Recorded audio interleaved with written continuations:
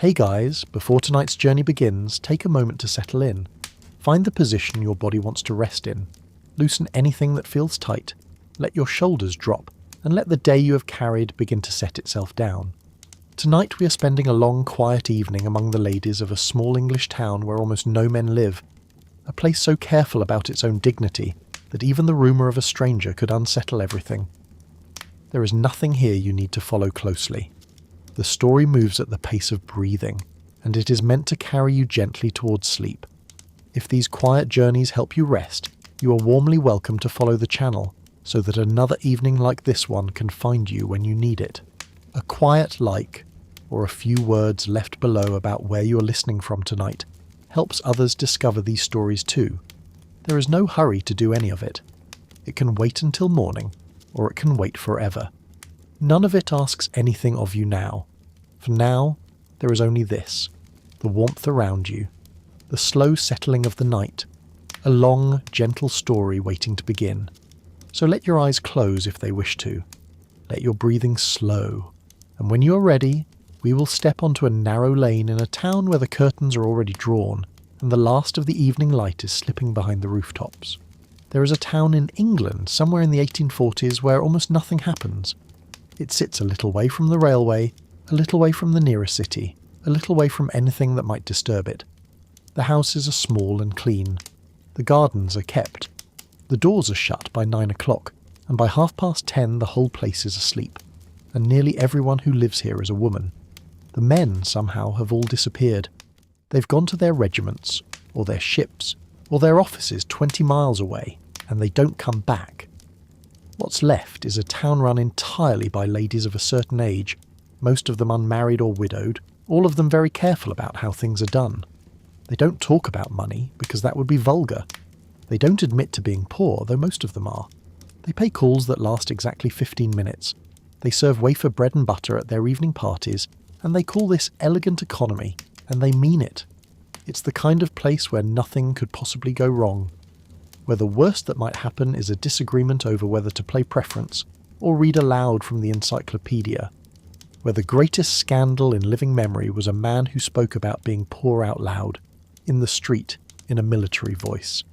And then a stranger comes to town. He wears a turban. He speaks in broken English. He does things on a stage that no one in this town can explain. And when he's finished, when the curtain has come down and the ladies have walked home in their pattens, something begins to shift. Rumours, whispers, a story about carts moving through the streets at night, their horses' hooves wrapped in felt so no one hears them pass. A robbery, and then another, and then a story about walls being silently taken apart brick by brick while a household sleeps. And these ladies, these gentle, elderly, very proper ladies, who've never locked a door in their lives with any real conviction, who wouldn't dream of raising their voices above a certain pitch, these ladies decide that they will defend their town. What comes next isn't a battle. There's no real danger here, not really, not in the way they imagine. What comes is something much stranger, and much more tender. It's a woman rolling a penny ball under her bed each night to check for intruders. It's another woman borrowing a neighbour's boy and handing him a dead officer's sword.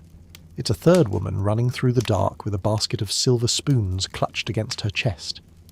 It's a sedan chair jolting through an unlit lane, and a small, frightened voice from inside begging the men who carry it not to leave her behind. These are the kinds of defences that wouldn't stop anyone. And that's what makes them so worth hearing about, because they aren't really about stopping anyone at all. They're about what ordinary, quiet, not particularly brave people do when they're frightened and they've only got each other. So, we'll go there.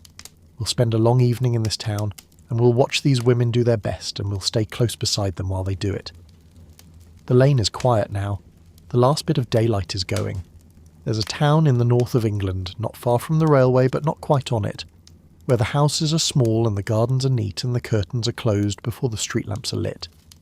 It isn't a grand place or a fashionable one, and it doesn't have a theatre or a proper hotel or anything you'd travel a long way to see. What it has, and what it's had for longer than anyone alive can remember, is women. Wembury belongs to the women, and that's the first thing you'd notice if you came. Every house of any standing, every parlour with a good fire in it, every doorstep scrubbed white and every garden gate latched shut, They all belong to women. Unmarried women, mostly, or widows. If a married couple moves in, the husband vanishes within the year. He's with his regiment, or he's at sea, or he's 20 miles away in Milford tending to business that apparently can't be done any closer. Whatever happens to the men, they aren't here. And the women of Wembury have decided, over a period of many years and without ever once discussing it aloud, that this arrangement suits them very well. I keep thinking about what it would be like to walk into a place like that for the first time. You'd feel it before anyone said a word. A whole town running on a set of rules that no one's written down but everyone knows by heart. And all the people enforcing those rules are women over 50 in clean caps and good posture. There's no mayor and no magistrate who matters, and the surgeon rides in and rides out again without lingering. The rector bolts down the street to avoid being cornered by any lady with a question or an invitation. The real authority, the quiet, total, unchallengeable kind, sits in these parlours, behind lace curtains, with a teacup and a very firm opinion about how things ought to be done. And things are done in a particular way. If you're staying in Wembury, someone will explain the rules to you on the first evening, with the solemnity of a judge reading the law.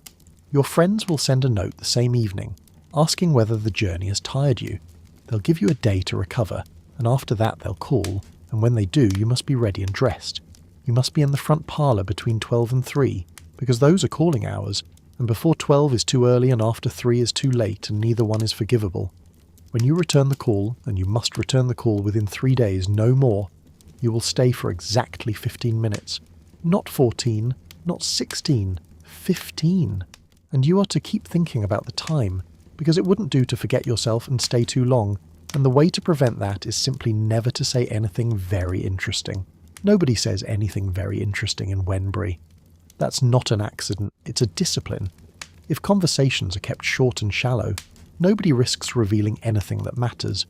Not how much money they have, not how little, not what they think about the neighbours, not what they feel about anything at all. Small sentences of small talk, offered and received like wafer biscuits, nibbled at the edges and never bitten through. The weather, the state of the lane, whether so-and-so's cold has improved, whether the draper has anything new. 15 minutes of this, and then the visitor rises, and the hostess says something gracious, and the door closes, and the clock goes back to ticking in an empty room. It's a town that runs on the surface of things, and the surface is kept polished and bright and absolutely opaque, so that no one can see through to whatever lies underneath. And what lies underneath for most of them is that they haven't got much money. They'd never say so, because the word itself, money, is almost unspeakable in Wembury. It smells of shop counters and ledger books, of a world where people weigh things and price things and say numbers out loud.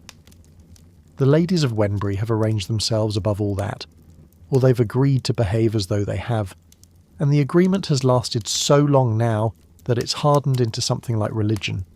None of them would ever admit to being short of funds, not in company, not in private, not even to themselves if they could possibly avoid it. Poverty existed all around them, but it existed in silence, dressed in clean linen, and no one was ever so indelicate as to name it. The word they preferred was aristocratic. They might not have money, but they had standing, and standing was the thing that mattered, and it could not be purchased at any price. There's a name for the thing they do. They call it elegant economy, and the way they say it, with a little lift in the voice, a little tightening of the chin, tells you everything.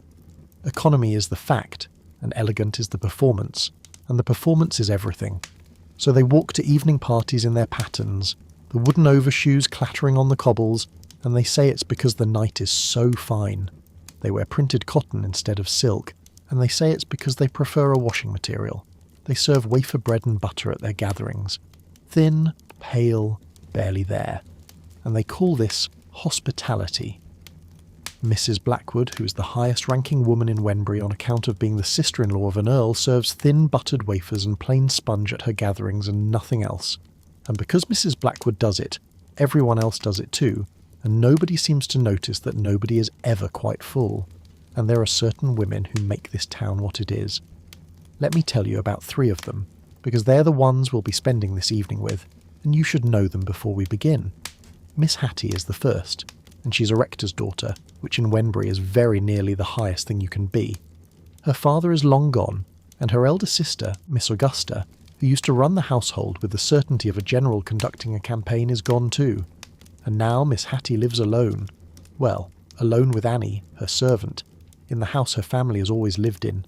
With the same furniture and the same quiet rooms and a good deal less money than the house was built for, she's gentle. That's the word everyone would use for her. She has a small, soft face, like a mouse, and she's always afraid of doing the wrong thing, and she almost never does, because doing the wrong thing in Wenbury requires a kind of boldness that Miss Hattie has never possessed. She misses her sister, and she knits in the dark to save candles, and she goes to bed early and lies awake worrying about nothing in particular, and she has a way of smoothing things over, disagreements, awkwardnesses, small social frictions, that makes you think she's spent her whole life practicing the art of not being noticed. Miss Finch is different, because Miss Finch notices everything. She's the one who walks from shop to shop each morning, not buying anything, perhaps a reel of cotton, perhaps a bit of tape, but gathering intelligence, the way a general's aide gathers reports from the field. She knows who's called on whom and what was said. She knows what wasn't said, and she can tell you what it meant. She has a way of popping into places, the inn, the draper's back room, the landing of a staircase she has no business being on, and looking so perfectly genteel and prim while she does it, that nobody quite has the nerve to ask her to leave. She's braver than Miss Hattie, or so she'll tell you herself more than once and with great conviction. Whether she's actually brave is a question we'll come back to later. And then there's Mrs. Staveley, the quietest of the three, and the poorest, and in some ways the most remarkable. Her husband was Major Staveley. He served abroad, fought in wars that are now just names in old newspapers, and came home and lived gently, and then was gone, the way men in Wenbury always seem to be gone. She's an officer's daughter too, on her father's side, so there's military blood on both sides of the family tree, which you wouldn't guess from looking at her. She's small and meek and enduring, the kind of woman who apologises before she speaks and thanks you after she's finished, and she has a way of bearing discomfort. Cold rooms, thin suppers, the particular loneliness of a house where someone used to be, without complaint, without even the appearance of complaint, as if suffering quietly were simply another household duty, like dusting the mantelpiece. You know what gets me about this? It isn't the poverty, plenty of people have been poor, it's the unanimity, the way they've all agreed, without ever having a meeting or signing a document, to maintain this beautiful, fragile, perfectly coordinated lie. Every one of them knows. Every one of them knows that every other one of them knows, and they know that they know that they know, and still, not a single one of them breaks the surface. Not once, because breaking the surface would be worse than being poor. It would be being seen. I want you to picture Mrs. Staveley's house, because she lives in a house so small you might walk past it without noticing. The parlour is the size of a nursery. She has one servant, a girl from the charity school, with short arms and red cheeks, and not quite enough strength to carry the tea tray up the stairs. So on party nights, and Mrs. Staveley does give parties because one must, the tea tray lives under the sofa. The ladies sit on the sofa, and when the time comes for tea, the little girl gets down on her knees and pulls the tray out from underneath, and the ladies lift their feet to make room, and everyone pretends this is perfectly ordinary, just another part of the evening.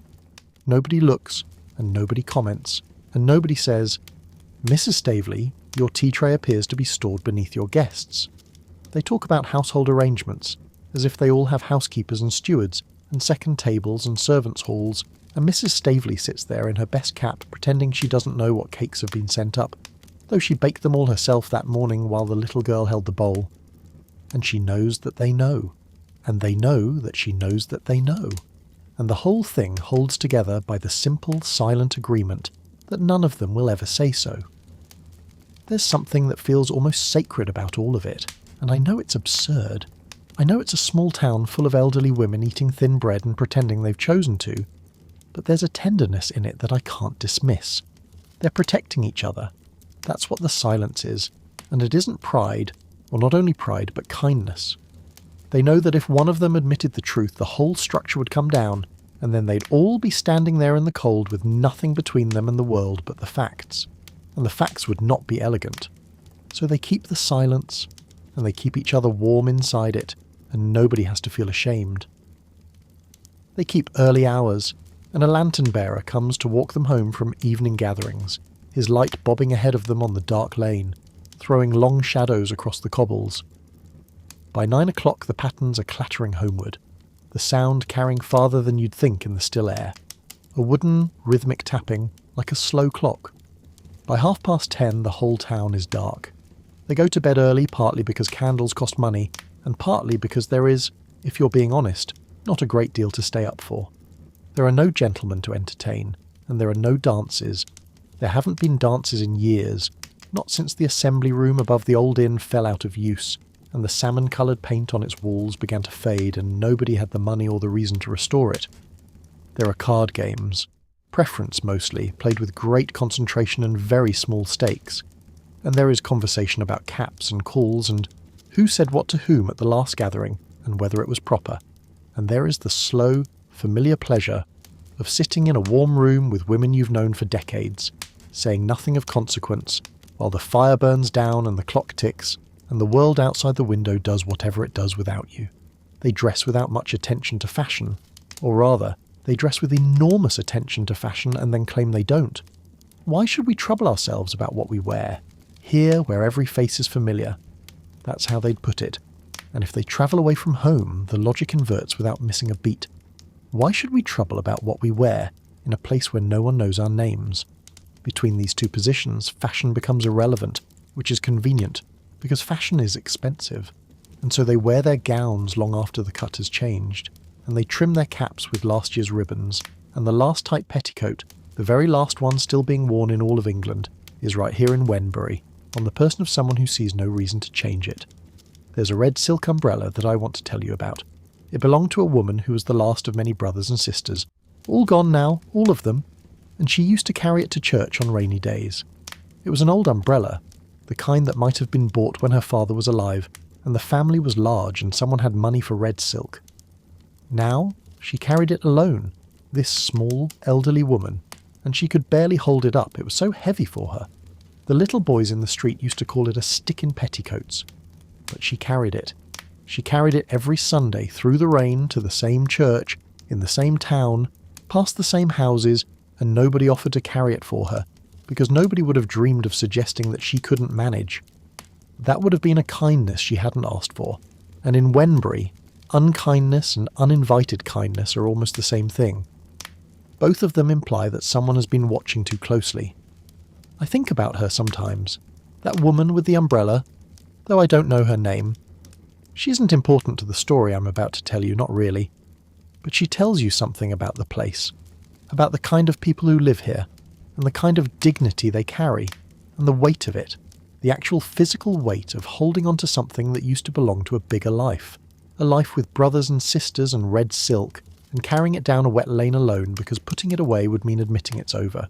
This is Wenbury, the town where almost nothing happens, and where the rules are so precise and the silence is so practiced that you could live here for 30 years and never know who among your neighbours can't afford a second candle. Where the greatest event anyone can remember is the time a military man moved in and spoke about being poor, in a loud voice, in the middle of the street, and the ladies didn't know what to do with themselves because nobody had ever said such a thing out loud before. They tried to freeze him out, they really did, but he was friendly, and he was useful. He could fix a chimney, which is the kind of thing men are good for. And eventually they let him in, the way you let in a draft, not because you want it, but because it's easier than fighting the door. But that was a man, and men in Wenbury are temporary disturbances. They come and they go, and the town smooths over after them the way water closes over a stone. What happens when the disturbance is something the town can't smooth over? Something that slips in quietly, in the dark, in a language they don't understand, wearing a costume they've never seen. That's a different matter entirely, and that's what we're here for tonight. To watch what happens when Wenbury, this calm, clean, careful little town full of women who've never once raised their voices, decides that something out there in the dark is coming for them, and they are going to have to do something about it. But not yet. Right now the town is still, the gardens are still, the curtains are drawn and the lamps are going out, one by one, and the only sound is the lantern-bearer's boots on the lane. I'd been away from Wenbury for the better part of a year when the letter came. My father had been ill, and I'd gone home to look after him, and then we'd gone to the coast together for the sea air, and the weeks had turned into months the way they do when someone you love is mending slowly and you don't want to leave before you're sure. I'd thought about the town now and then, the way you think about a place where the rhythms are so fixed that you can picture exactly what's happening without being told. Miss Hattie would be knitting by the fire, Miss Finch would be making her rounds of the shops. Mrs. Staveley would be sitting quietly in her tiny parlour with Daisy clearing the tea things, and the clock would tick, and the evening would come, and nothing at all would have changed. And then Miss Hattie's letter arrived, and it was clear that something had changed, though it took me 3 readings to work out what. It was a remarkable letter. She began sentences and abandoned them halfway through, the way ink runs together on blotting paper when you press too hard. She hoped my father was better, and she hoped he was wearing a warm coat, and she wanted to know if turbans were fashionable. Were they? Had I seen any? She needed a new cap. Not that she cared about such things. Not really. But a new cap was probably wise, and she'd heard turbans were the fashion now, and certain families of standing in the county might attend, and she didn't want to look shabby, and oh, would I come and visit her next Tuesday? There was to be some entertainment, which she wouldn't say more about just yet, only that she was very partial to sea green. And then, almost as an afterthought, crammed into a postscript as though she were embarrassed to mention it, the actual news. A magician was coming to Wenbury. A Signor Donatelli, who was going to perform his wonderful feats in the assembly room on Wednesday and Friday evening of the following week. There's something about that letter I can't let go of. The turban, she could have led with the magician. That was the real excitement. The thing that had set the whole town talking. But she didn't. She led with the turban, and with her anxiety about whether turbans were fashionable, and with the colour sea green, and with her worry about looking right in front of the county families. The magician was a postscript, and the cap was the crisis. And I think that tells you everything about what mattered to Miss Hattie, and what mattered in Wenbury, and how a woman who'd spent her whole life being careful could still get flustered by the prospect of choosing the wrong hat. She'd heard that Queen Adelaide wore turbans. A turban, to Miss Hattie, wasn't just a turban. It was a chance to be for one evening a little bit magnificent, a little bit visible, a little bit more than a quiet rector's daughter in a lavender cap who sat in the second row and never drew attention to herself. I bought her a cap, not a turban, a pretty, neat, sensible cap, the kind that every woman of a certain age in every small town in England was already wearing, and I carried it up to Wenbury on the Tuesday coach feeling like someone delivering medicine instead of millinery. I'd thought about the turban. I'd stood in the shop and looked at what was available and tried to imagine Miss Hattie in sea green silk wound around her head, and I couldn't do it. It would have swallowed her. She has such a small face, such a gentle, retiring, mousy sort of face, that anything larger than a modest cap would have looked like a costume on a child. So I chose lavender, and I chose modesty, and I chose the kind of thing that wouldn't draw a single glance from anyone, which was the correct and responsible choice, and also I knew even then exactly the wrong one. She was waiting for me. I could tell by the way she followed me upstairs to the guest room, on the pretext of seeing to the fire. The fire was perfectly fine. It didn't need poking, the coals were arranged with the precision of someone who'd been tending fires alone for years, but really, unmistakably to see what was in the box. She watched me lift the lid with the expression of someone who's been promised something wonderful and is bracing for the possibility that it won't be. And when I held up the cap, the nice, modest, perfectly appropriate cap, something in her face did a small, quiet collapse. Not anger, Miss Hattie would never be angry about a cap, but disappointment. The very particular disappointment of a woman who'd allowed herself for a few days to imagine something brighter. She turned it in her hands and said it was very pretty. She said she was sure I'd done my best. She said it looked very much like the caps that every lady in Wenbury already owned, and they'd had theirs for a year or more, and she'd hoped for something a little newer, perhaps something more like the turbans that Queen Adelaide was said to wear. But never mind, it was very pretty, and lavender would probably last longer than sea green, and what was dress, really, that any of them should worry about it? She said all of this gently, resignedly, without a trace of complaint in her voice, only a faint bafflement, as though she couldn't quite understand how the world had once again arranged itself to give her exactly what was sensible instead of what she wanted. And then, as she left the room, she paused in the doorway and asked very quietly whether turbans hadn't got down to Milford yet, as if turbans were a weather system, a warm front moving slowly south, and perhaps they simply hadn't arrived in my part of the country. And I could have laughed, but I didn't. because there was something so earnest in the question, so hopeful, that laughing would have been unkind. I know it's a small thing, a cap and a turban that never was, but there's a whole life folded up inside that moment, a life of choosing the sensible thing, of smoothing herself down, of being the kind of woman that Wenbury required her to be. And just once, for the space of a letter and a few hopeful days, she'd let herself want something impractical, something sea green. By the time I'd dressed and come downstairs, Miss Finch and Mrs. Staveley were already in the parlour, and there was a particular energy in the room that I recognised. The energy of Miss Finch having something to tell.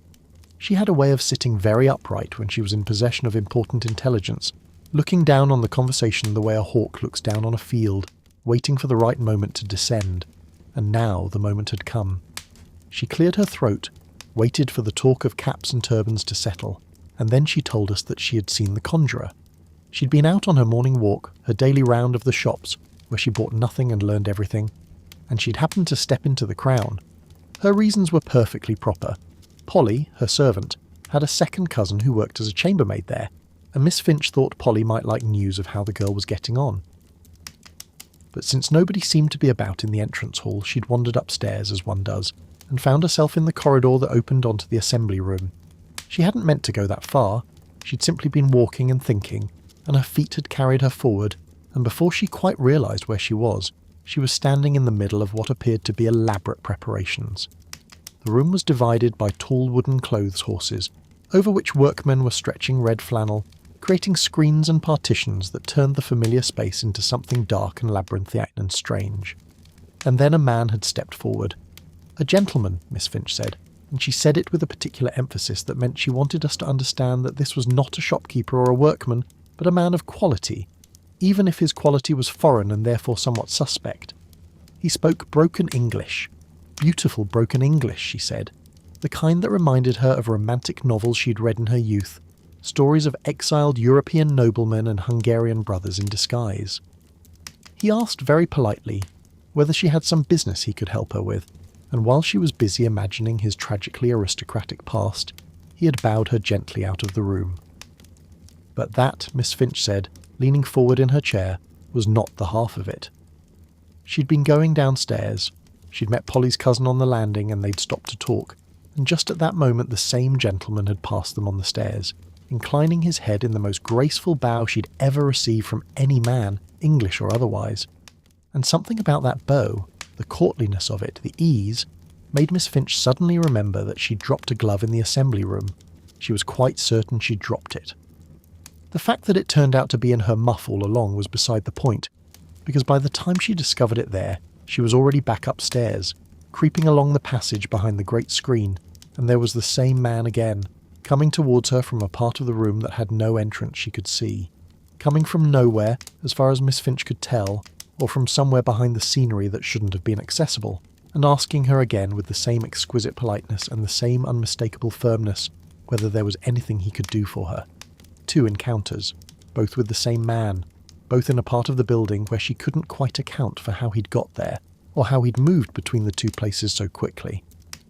And the chambermaid, Polly's cousin, had told Miss Finch afterwards that the man she'd been speaking to was, in fact, Signor Donatelli himself, the very man who was to perform his feats in that room the following evening. Miss Finch told this story with the slow relish of someone who knows she won't be interrupted, and she was right, because we were all far too fascinated to say a word until she'd finished.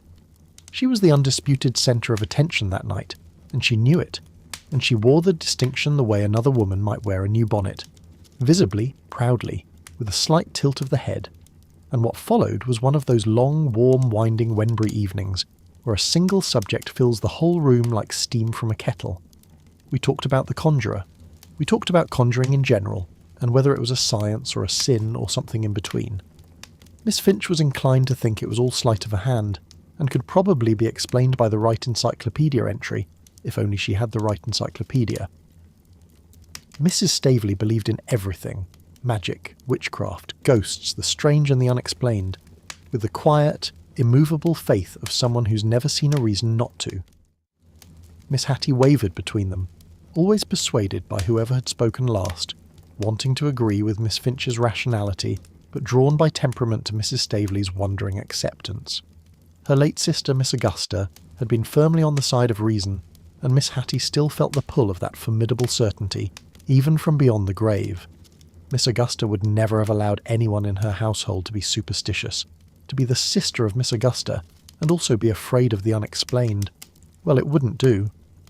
I was sent downstairs after tea to fetch the encyclopedia, the volume containing entries beginning with C, for conjuring, from the dining parlour shelf where it lived among its fellows, dusty and undisturbed.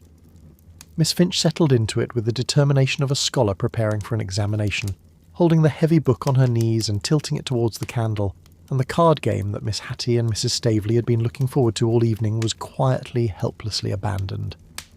The two of them sat in patient silence while Miss Finch turned pages, occasionally letting out a small noise of satisfaction, as though each line of tiny print confirmed something she'd always suspected about the fraudulence of stage magic.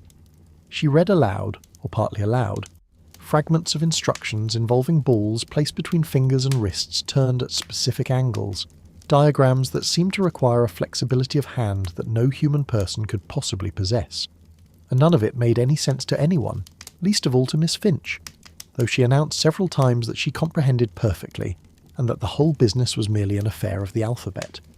Mrs. Staveley begged to be spared any further explanation, saying she'd never in her life been able to understand anything that was read to her, and she said it with such genuine distress that I felt sorry for her, sitting there with her hands folded and her eyes glazed, and her whole body radiating the particular misery of a woman who's been promised a quiet game of cards and is instead being lectured on the mechanics of sleight of hand. Miss Hattie sank into the quiet resignation of a woman whose evening of preference has been stolen by a volume of the encyclopedia.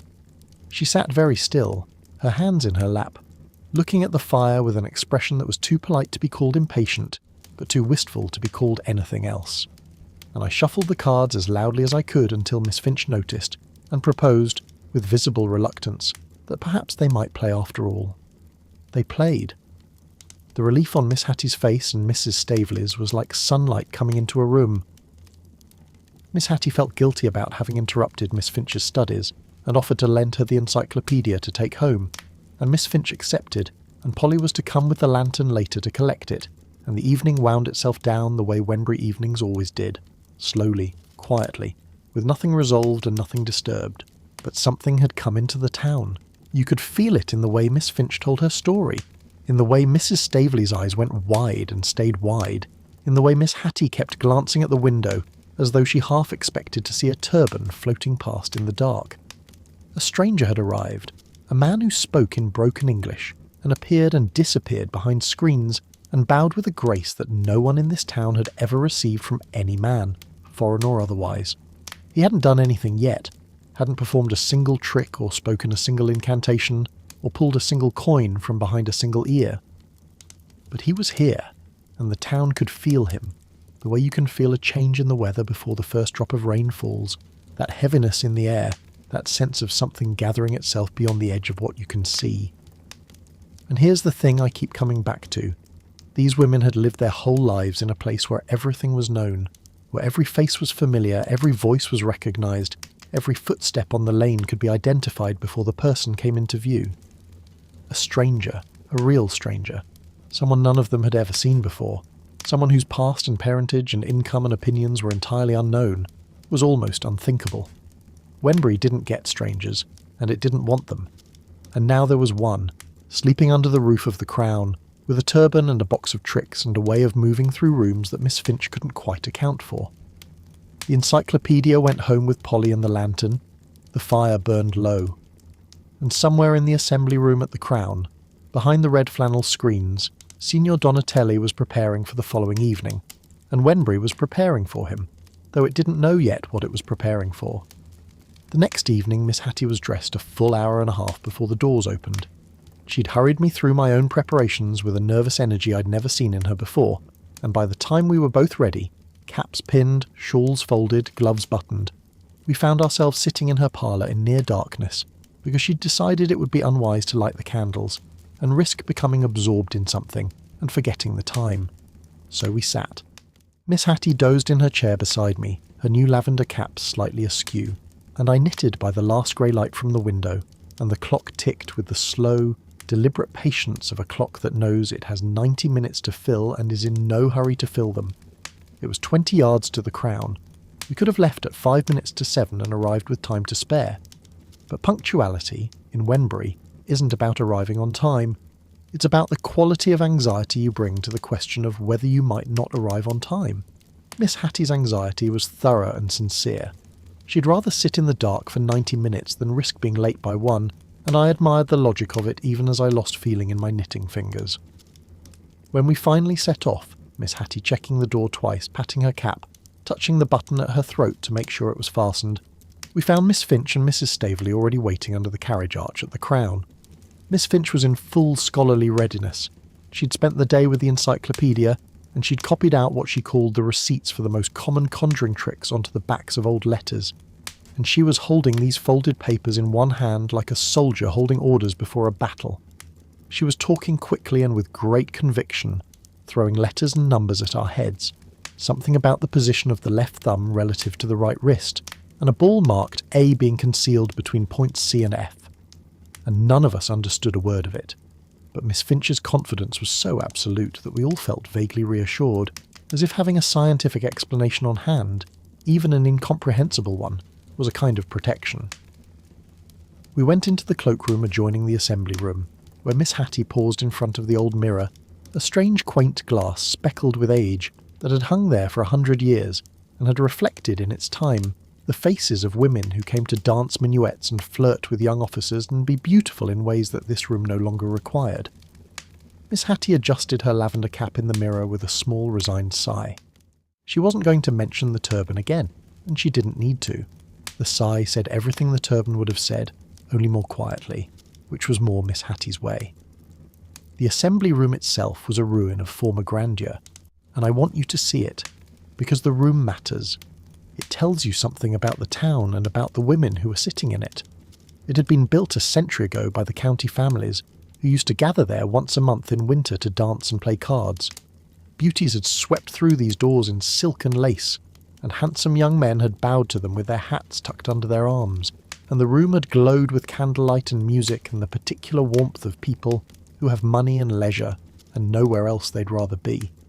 All of that was gone now, and the salmon-coloured paint on the walls had faded to a flat, tired drab. Great patches of plaster had fallen away from the decorative wreaths and garlands that once adorned the ceiling. The whole place smelled faintly of mould, and of something older than mould. A dusty, lingering whiff of aristocracy, like perfume left in an empty drawer. And yet, when Miss Hattie and Mrs. Staveley walked in, something happened to them. They straightened, they lifted their chins. They walked with small, precise, mincing steps up the centre of the room, as if the eyes of 100 genteel observers were upon them, instead of 2 small boys sharing a stick of toffee and staring at them with their mouths open. The room seemed to remember what it had once been, and the women remembered with it, and for a moment the 2 memories overlapped, and the drab walls fell away and you could almost hear the music. We stopped at the second row. I didn't understand at first, not until Miss Finch stopped a passing waiter and asked whether anyone from the county was likely to attend. When he shook his head, Miss Hattie and Mrs. Staveley moved forward into the front row with the quiet satisfaction of women who've been promoted.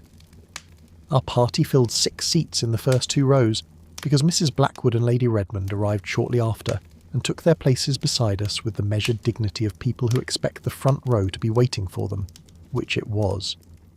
Mrs. Blackwood settled into her chair with the air of a woman taking her accustomed throne, her large figure arranged with care, her spectacles polished and resting on her nose. Lady Redmond, who was visiting from Edinburgh and had seen rather more of the world than anyone else in the room, looked about her with an expression of polite curiosity that managed not to be condescending, which is a difficult thing to do in a room with holes in the curtain and plaster falling from the garlands. There was a rule about the seats behind us, and the rule was that we must not look at them. The shopkeepers and tradespeople of Wembury were filing in at the back, chatting and bumping against the benches as they sat down, and I could hear them perfectly well. Their laughter, the creak of wood, the cheerful indifference of people who hadn't spent 90 minutes sitting in the dark worrying about being late. And I would have liked to turn around and see who was there, but Miss Finch caught my arm and told me it was not the thing. I never did find out what the thing was exactly, but it required us all to sit facing rigidly forward, staring at a heavy green curtain that refused to go up, speaking in near whispers and pretending that we were alone in the room. It was the most exhausting kind of gentility, the kind that takes more effort than honest relaxation, more concentration than actual enjoyment, and produces a sort of stiff, frozen politeness that is, I think, the opposite of pleasure. Mrs. Blackwood managed it with particular ease, because she fell asleep. And here's something that stays with me about that moment, about all 6 of us sitting there in the front row of a faded assembly room in a small town where nothing ever happens, waiting for a curtain to rise. The curtain had 2 holes in it, and through the holes I could see eyes, someone backstage, watching us, watching the room fill, watching the green fabric sway. They were dark and steady and patient, and they belonged to whoever was behind the curtain. And they were the first truly unfamiliar thing I'd seen in Wembury, because everything else, every face, every voice, every cap and glove and shawl, was known. Those eyes were not. The curtain shuddered. One side went up, the other stuck fast. It was dropped and tried again, and this time someone gave it a hard pull from behind and it flew up all at once. And there, seated at a small table, draped in a magnificent Turkish costume, gazing down at us with calm and lordly dignity over a long, flowing beard, was a man who looked like he'd arrived from another century and another continent, and was mildly disappointed to find himself in Wembury. Miss Finch leaned towards me and said, quite loudly enough for him to hear, that this was not Signor Donatelli. Signor Donatelli, the man she'd met yesterday, had no beard. This was someone else entirely.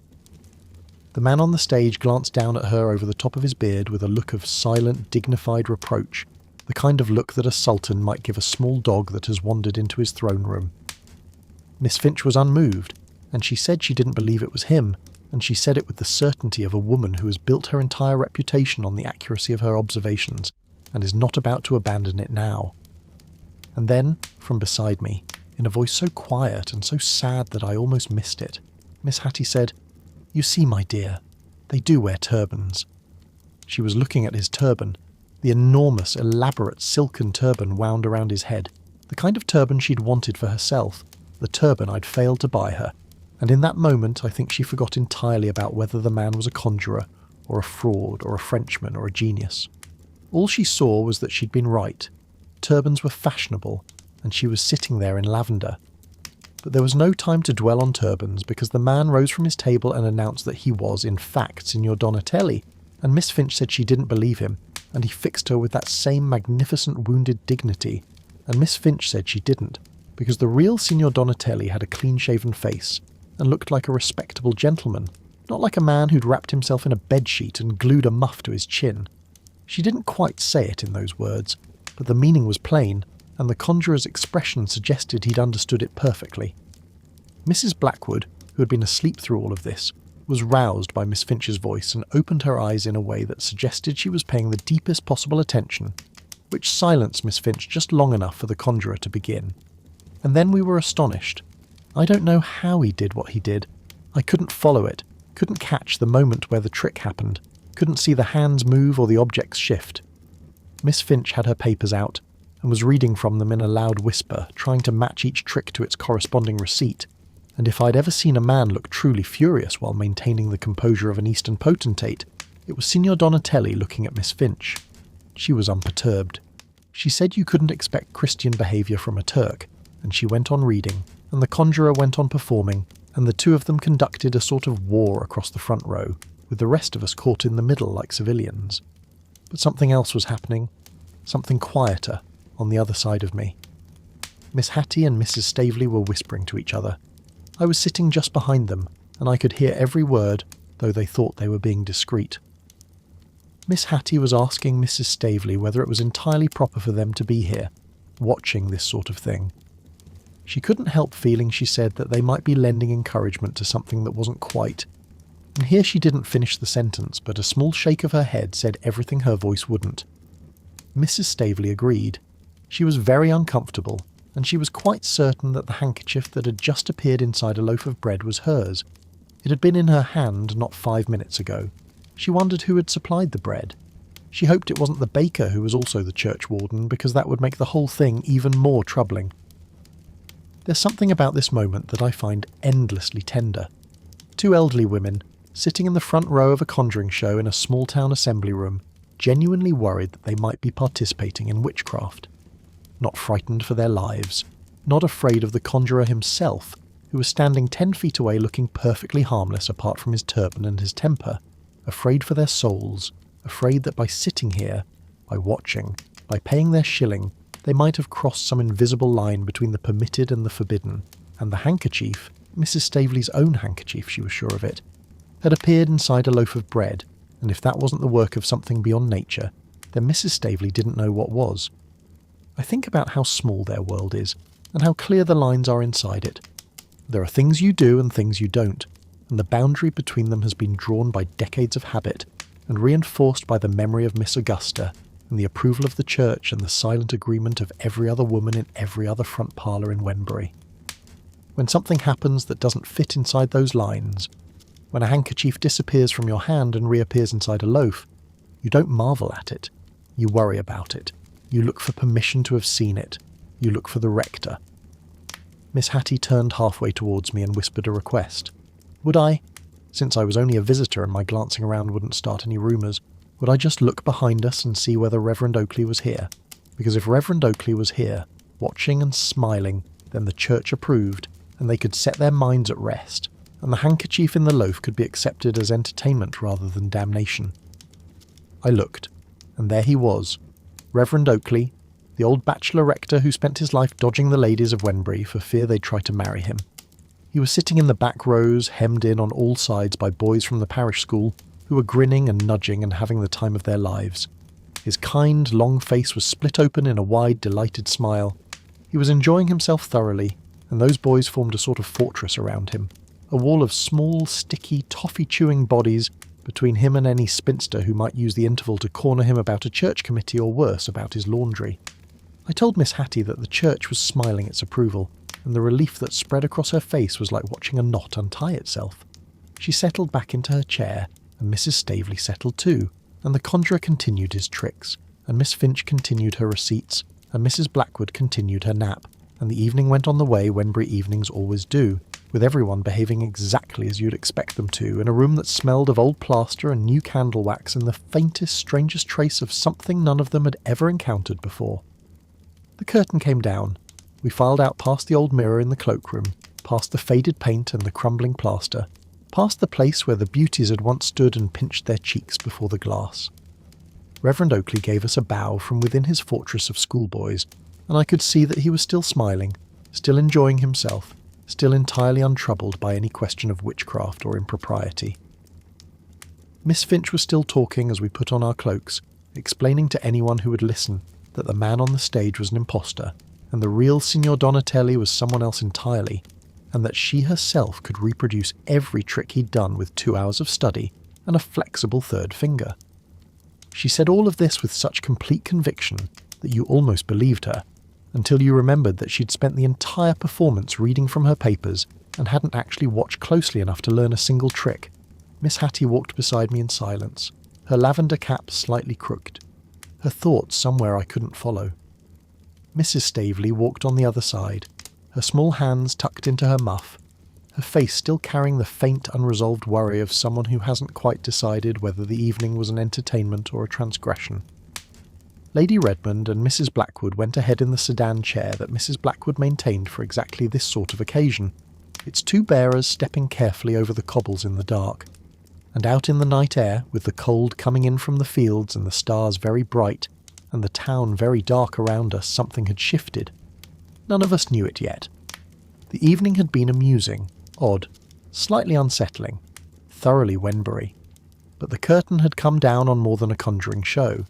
It had come down on the last ordinary evening any of us would have for a long time, because somewhere in the walk home, in the cold air and the dark lanes and the sound of our pattens on the cobbles, the questions that Miss Hattie and Mrs. Staveley had been whispering to each other in the front row were beginning to harden into something else.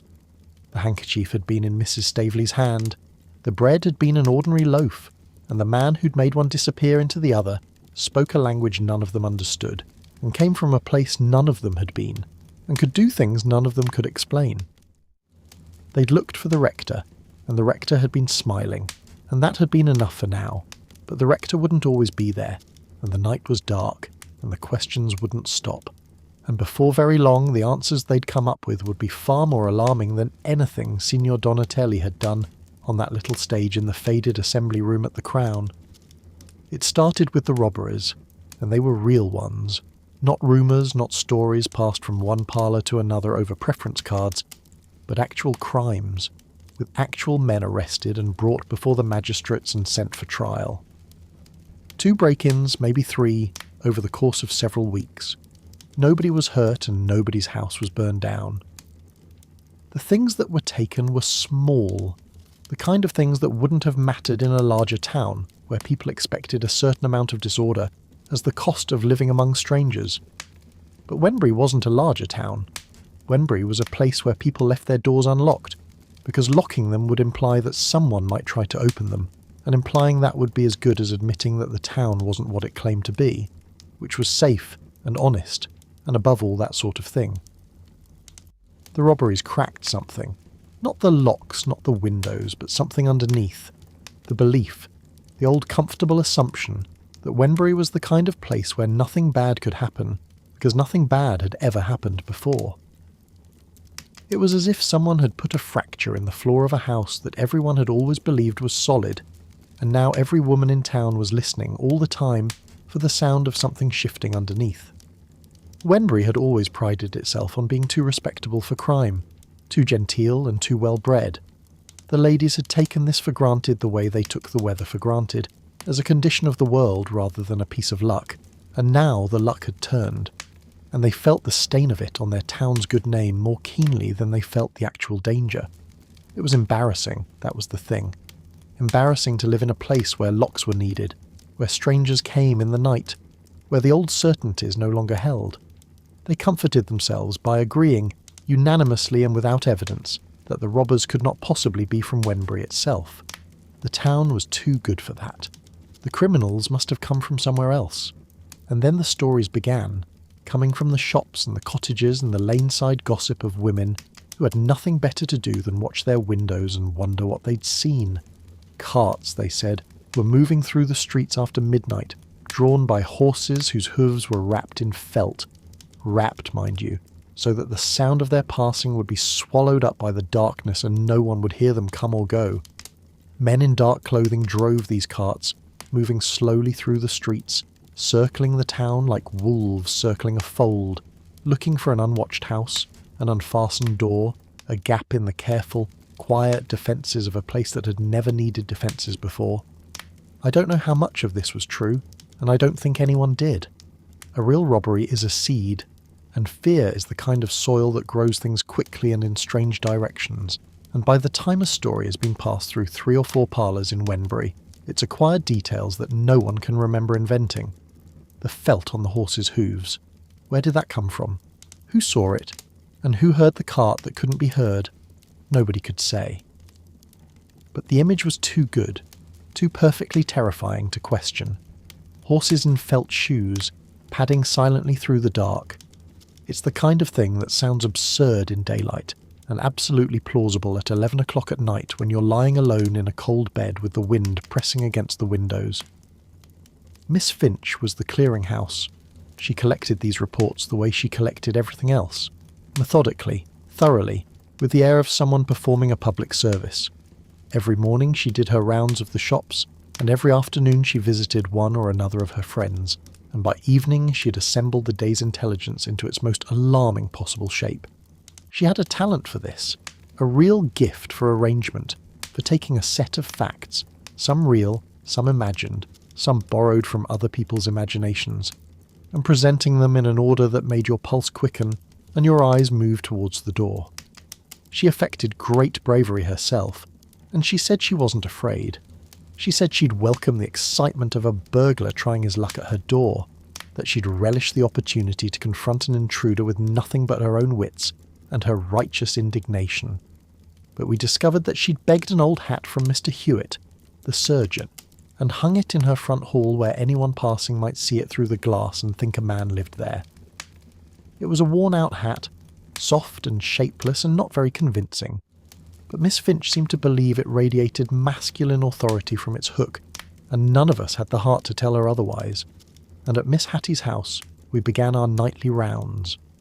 I want you to picture this because it's one of the things I remember most clearly about those weeks, and because it tells you everything about the kind of courage these women had, which is to say, no courage at all, not in any useful sense, but a determination to do their duty that was, in its own confused and trembling way, rather magnificent. Every evening, after the curtains were drawn and the fire was banked and the tea things were cleared, Miss Hattie would take the poker from the stand. I would take the hearth brush, and Annie, the servant, would gather up the shovel and the tongs and the rest of the fire irons, every piece of metal she could carry, and the three of us would set off on a circuit of the house. Miss Hattie led. She always led, because she was the mistress, and it was her duty to inspect, and she did it with the grim, pale-faced resolve of a woman walking to her own execution and trying to look as though she were merely going for a stroll. I followed behind her with the hearth-brush held out in front of me like a sword, though I'm not sure what I expected to do with it if we actually encountered anyone, and Annie came last, carrying the fire-irons clutched against her chest, their purpose being not to fight with, but to make noise, a clanging, crashing alarm that would alert the neighbourhood and summon help from houses that were, in all likelihood, conducting their own terrified inspections at exactly the same time. We went through the kitchen and we went through the cellar. We peered behind doors and under tables and into the dark corners of the scullery where the cold seemed to gather in pools. Miss Hattie's hand shook on the poker and her breath came in small, quick sips, and she kept stopping to listen, her head tilted, her eyes wide, her whole body rigid with the effort of hearing something that wasn't there. And then Annie would bump the tongs against the shovel, or knock the fire irons together with a crash that rang through the house like a pistol shot, and all three of us would panic. We'd bolt, all three of us, in a heap, stumbling over each other's feet, into whatever room was nearest, the back kitchen or the storeroom or the pantry, and we'd press ourselves against the door and hold our breath and listen to the silence that followed, which was, of course, the silence of a house in which nothing had happened and no one was there. And then, when our hearts had slowed and our breathing had steadied, and we'd had time to remember that the noise had been made by us, we'd straighten ourselves, adjust our caps, pick up our weapons, and set out again with renewed determination, as if the interruption had been a test of our resolve, and we had passed it. You know what gets me about this. They did it every single night, for weeks. 3 women, armed with a poker and a hearth-brush and a set of fire-irons, marching through an empty house in the dark, terrifying themselves with their own noise, running away from nothing and then going back to do it again. There's something in that, something beyond comedy, beyond absurdity, that I find genuinely moving. They were afraid, and they knew they were afraid, and they did it anyway, because the alternative was to go to bed without checking, and going to bed without checking meant lying there all night wondering what was in the cellar, and that was worse than the checking, even though the checking was dreadful, because at least the checking gave you the illusion that you were doing something, that you were in control, that you were the kind of woman who takes a poker and walks into the dark. The hour of inspection crept earlier and earlier. It started at 10, then 9, then 8, then 6:30, while it was still barely dusk, while the last of the daylight was still caught in the upper windows, and the shadows in the cellar weren't really shadows at all, but just the ordinary dimness of a room without candles. And after the inspection, Miss Hattie went to bed, sometimes as early as 7 o'clock, pulling the covers up to her chin and lying there in the dark, waiting for morning. She said she wanted to get the night over with sooner, as if night were a thing that could be hurried, a chore that could be shortened by starting it early, the way you might get through the washing up faster by beginning before the plates are cleared. And in the morning, every morning, the first thing she did was check the fire irons. They were always where Annie had piled them, stacked against the back door in a careful, precarious arrangement, like a game of spillikins, balanced so that the slightest touch from outside would send the whole lot crashing to the floor and wake the house. They never fell, and they never moved. Every morning they were exactly where they'd been left, cold and undisturbed, and every morning Miss Hattie looked at them with the same expression of weary relief, as if she were surprised all over again to find that the night had passed without incident, and then she went about her day carrying the quiet knowledge that the whole performance would begin again in 12 hours. And while Miss Hattie was going to bed at 7 and checking for intruders at 6:30, Mrs. Staveley was constructing a theory. Her theory was a thing of beauty, a chain of logic so perfect in its construction and so entirely wrong in its conclusions that I couldn't help admiring it, even as I recognised that every link was nonsense. It went like this. The robberies could not have been committed by anyone from Wenbury, because Wenbury was a respectable town, a moral town. Wenbury had been honest and upright for longer than anyone could remember, and it was simply not possible that any person born and raised within its boundaries could stoop to theft. The robbers, therefore, must be strangers. If strangers, then why not foreigners, who were, after all, the strangest kind of stranger, and who Mrs. Staveley had never entirely trusted. Her father had been with the British Army in the American colonies, and her late husband, Major Staveley, had spent years fighting on the peninsula, and the French had left a deep impression on her, not a good one. She'd grown up on stories of French spies and infiltrators who slipped unseen through English towns to gather intelligence, and that idea had lodged itself in her mind the way a splinter lodges in soft wood, invisibly, permanently, and with a tendency to work its way to the surface at the slightest provocation. And now the provocation had arrived, because Signor Donatelli spoke broken English, and so did the French, and Signor Donatelli wore a turban. Mrs. Staveley had once seen an engraving of a well-known French authoress in a turban, and another of a French gentleman dressed in precisely the sort of flowing costume the conjurer had worn on stage, which proved, she said with quiet and immovable certainty, that turbans and flowing robes were just as much French as they were Turkish. Therefore Signor Donatelli was French, and therefore Signor Donatelli was a spy. Therefore the robberies, the carts, the felt-shod horses, the whole quiet, creeping assault on Wenbury's peace could be traced directly to a man in a turban who'd made a handkerchief appear inside a loaf of bread. I know how it sounds, but Mrs. Staveley was an officer's daughter and an officer's widow, and when she spoke of the French, her voice took on a note of authority that none of us could quite bring ourselves to challenge. She knew about enemies, because she'd been raised among people who'd fought them, and if she said the conjurer was a French spy, well, it was hard to argue with a woman whose father had served in the American campaigns, even if her reasoning wouldn't have survived 5 minutes in an actual military briefing. And then came the story from Halstead, a small market town about 8 miles from Wenbury, close enough to feel like a neighbour, far enough to feel like a warning. In Halstead, they said, houses and shops had been entered not through doors or windows but through the walls themselves. The bricks had been taken out one by one in the dead of night, silently, carefully, without a sound, and carried away so quietly that no one inside or outside the house had heard a thing. The image of it settled over Wenbury like a cold draught, bricks being removed from walls while you slept, the solid structure of your home dissolving around you, the darkness coming in through a gap that hadn't been there when you closed your eyes. Miss Hattie, when she heard this, set down her knitting and looked at me with the flat, exhausted resignation of a woman who has just been told that the ground beneath her feet is made of paper. She sat very still for a long moment, her hands in her lap, her eyes fixed on a point somewhere between the fire and the wall, and then she spoke. What was the use, she said, of locks and bolts? What was the use of bells on the windows, or fire irons piled against the back door, or patrolling every room each evening with a poker? If they could come through the walls, if the walls themselves were no longer solid, then nothing was safe, and nothing could be made safe, and they might as well leave the front door open and go to bed and hope for the best.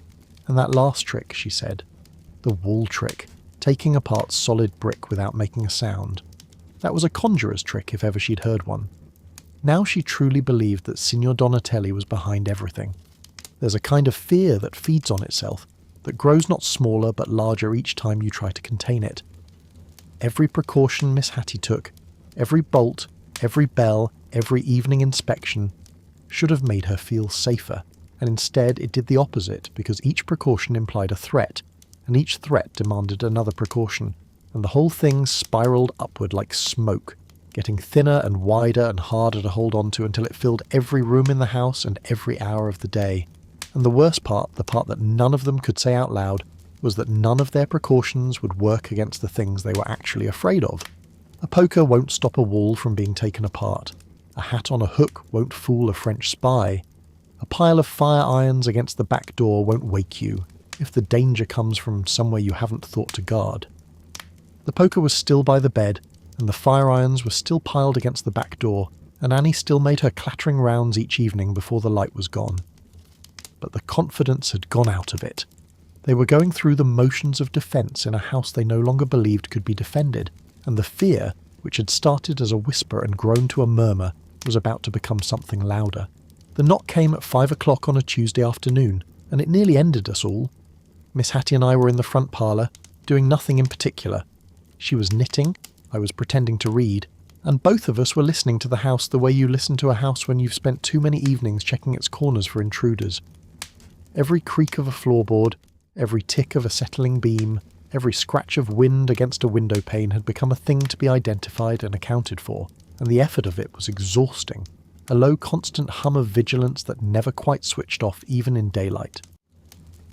And then the knock, sharp, loud, urgent, someone hitting the front door with the flat of their hand, not the polite tap-tap-tap of a caller observing visiting hours, but the hard, desperate banging of someone who wanted in, and wanted in now. Miss Hattie's reaction was instantaneous and remarkable. She dropped her knitting and seized the footstool from beside her chair, and advanced towards the window with the clear intention of leaning out and throwing it at whoever was on the doorstep. At the same time, she looked across at me and said, in a voice that was trying very hard to be commanding, and was instead a sort of urgent whisper, that I must stop Annie from opening the door. Annie, who had already started down the passage from the kitchen with her hand reaching for the bolt, was to be intercepted at all costs, because whoever was on the other side of that door was not to be let in under any circumstances. And if I couldn't hold Annie back, then I was to stand in front of the door myself and barricade it with my body, while Miss Hattie prepared the footstool. I want you to hold that image for a moment. Two women in a front parlour on a Tuesday afternoon, one clutching a footstool, the other sprinting down the hall to wrestle a servant away from a door, while outside, on the other side of the wood and the bolt and the 12 inches of honest English brick that Miss Hattie no longer trusted, someone knocked again. And then a voice we knew. "It is only me. Please let me in." Miss Finch. Standing on the doorstep with her bonnet askew and her face flushed, and her silver basket tucked under one arm like a soldier carrying a regimental drum into battle. We opened the door and she swept in past us without ceremony, set the basket down on the hall table with a clang that made all three of us jump, and announced that she was going to sleep here tonight. She would not go home. She could not go home. She had seen things on her way over that made going home impossible, and she had brought her silver because she wasn't about to leave it unguarded for a gang of thieves to help themselves to while she lay awake in someone else's house listening to the dark.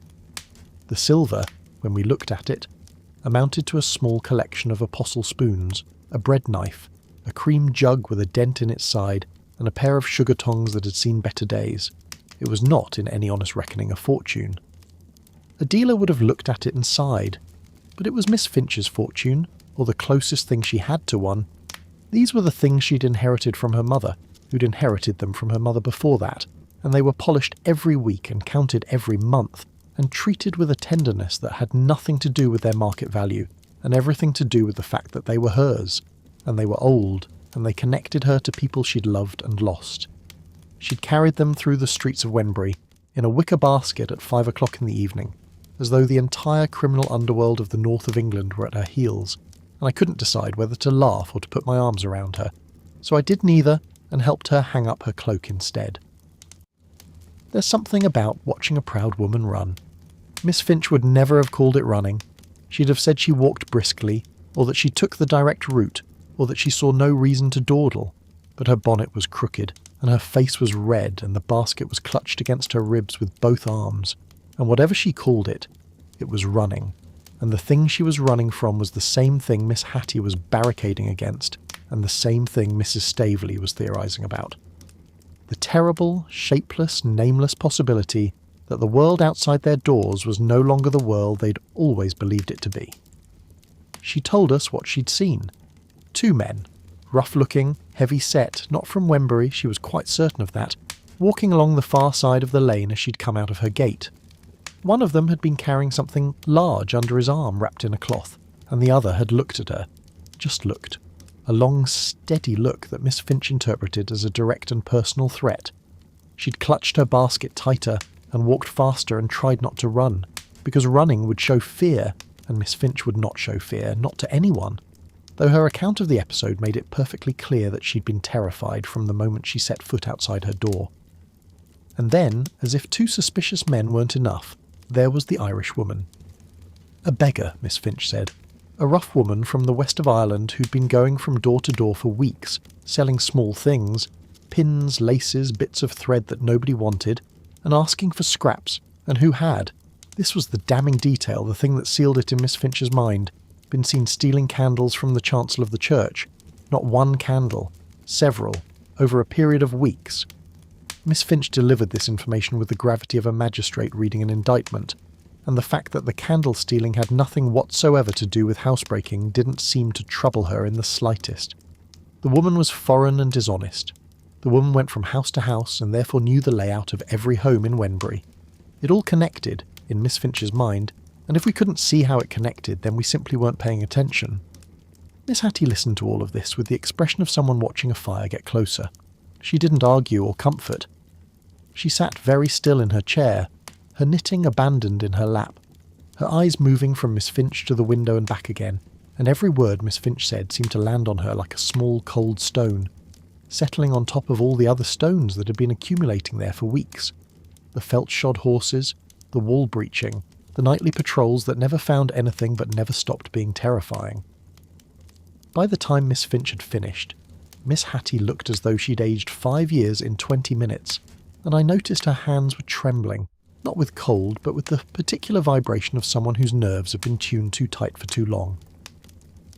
Annie made up a bed, and tea was served, and the fire was built up, and the curtains were drawn, and the three of us settled into the parlour for what was clearly going to be a very long evening. And then, as if by some unspoken agreement, as if the presence of all three women under one roof had released a valve that had been holding something back, we began to tell each other stories. I don't mean pleasant stories. I mean the other kind. The kind you shouldn't tell at night. The kind that live in the back of your mind like mice in a wall, scratching and rustling and never quite still. Stories about robberies, stories about women alone in houses, stories about sounds in the night that turned out to be something, and sounds that turned out to be nothing, and sounds that were never explained at all. Each story was worse than the last because that's how these things work. Once you've told one, the next must be more alarming, and the one after that more alarming still, and before long you're in a kind of competition, a race to the bottom of your own terror, and nobody can stop because stopping would mean admitting that you've frightened yourself past the point of reason. Miss Finch told a story about a woman who'd woken to find a man standing at the foot of her bed, holding a candle, examining her face while she slept. The woman had pretended to be asleep while the man walked around the room opening drawers, and she'd lain there, perfectly still, her heart beating so loudly that she was certain he must hear it, until he left the way he'd come in, and she never knew how. Miss Hattie told one about a house where someone had got in through the coal cellar and crept upstairs and stood behind a bedroom door for hours, just breathing, just waiting, until the woman of the house got up in the morning and found the door wouldn't open and didn't know why, and pushed harder, and still it wouldn't move, and when she finally got it open, there was nobody there, only a footprint in the carpet that hadn't been there when she went to bed. Mrs. Staveley, who had arrived at some point during the evening, drawn by the same instinct that draws birds to shelter before a storm, told a story about a family who'd woken to find that thieves had removed every stick of furniture from the ground floor without making a single sound, and the family had walked downstairs in the morning to bare rooms and empty walls, and not so much as a footprint in the dust on the bare floor. She told another about an old woman, a widow, who'd lived alone in a cottage and who'd heard footsteps on her roof every night for a week, slow and deliberate, crossing from one side to the other, and then stopping, and she'd never found out what it was, and she moved away, and the cottage stood empty after that because nobody else would live in it. The candle burned lower, and the shadows in the corners of the room grew thicker and darker, and seemed to move whenever you weren't looking directly at them. Miss Finch's voice dropped to a whisper, and then Mrs. Staveley's dropped lower than that, and the stories became quieter and closer, and more personal, as if the room itself were drawing in around us and the walls were leaning closer to listen. And I wish I could say I was the voice of reason, the calm one, the one who pointed out that we were in a small town in the north of England, and that the most dangerous thing within 5 miles was probably a bad-tempered cow. But I wasn't. I was as caught up in it as anyone. I told my own stories, and they were just as bad, and by the time we'd exhausted our collective catalogue of horrors, I was sitting with my feet drawn up underneath me, and my toes curled inside my shoes, and my heart making small, irregular thuds against the inside of my chest.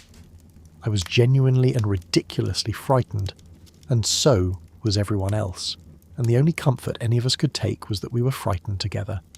It was past 10 when Miss Hattie made her proposal. She'd been quiet for a while, sitting with her chin in her hand and her eyes fixed on the fire, thinking. You could see her thinking, working something out, the way a mouse works out a route through a complicated piece of furniture. And then she looked up and said, very seriously, that she had a plan. If burglars came in the night, she said, the first thing they must do was cover their faces with the bedclothes, pull the sheets up over their heads and lie perfectly still. Because if the burglars saw their faces, if the burglars could identify them, then the burglars would have to do something about that, and Miss Hattie didn't want to say what that something might be. But we all understood, and the room went very quiet. Mrs. Staveley agreed immediately and with visible relief. Covering her face was exactly the kind of defence she felt equal to. Miss Finch was less certain.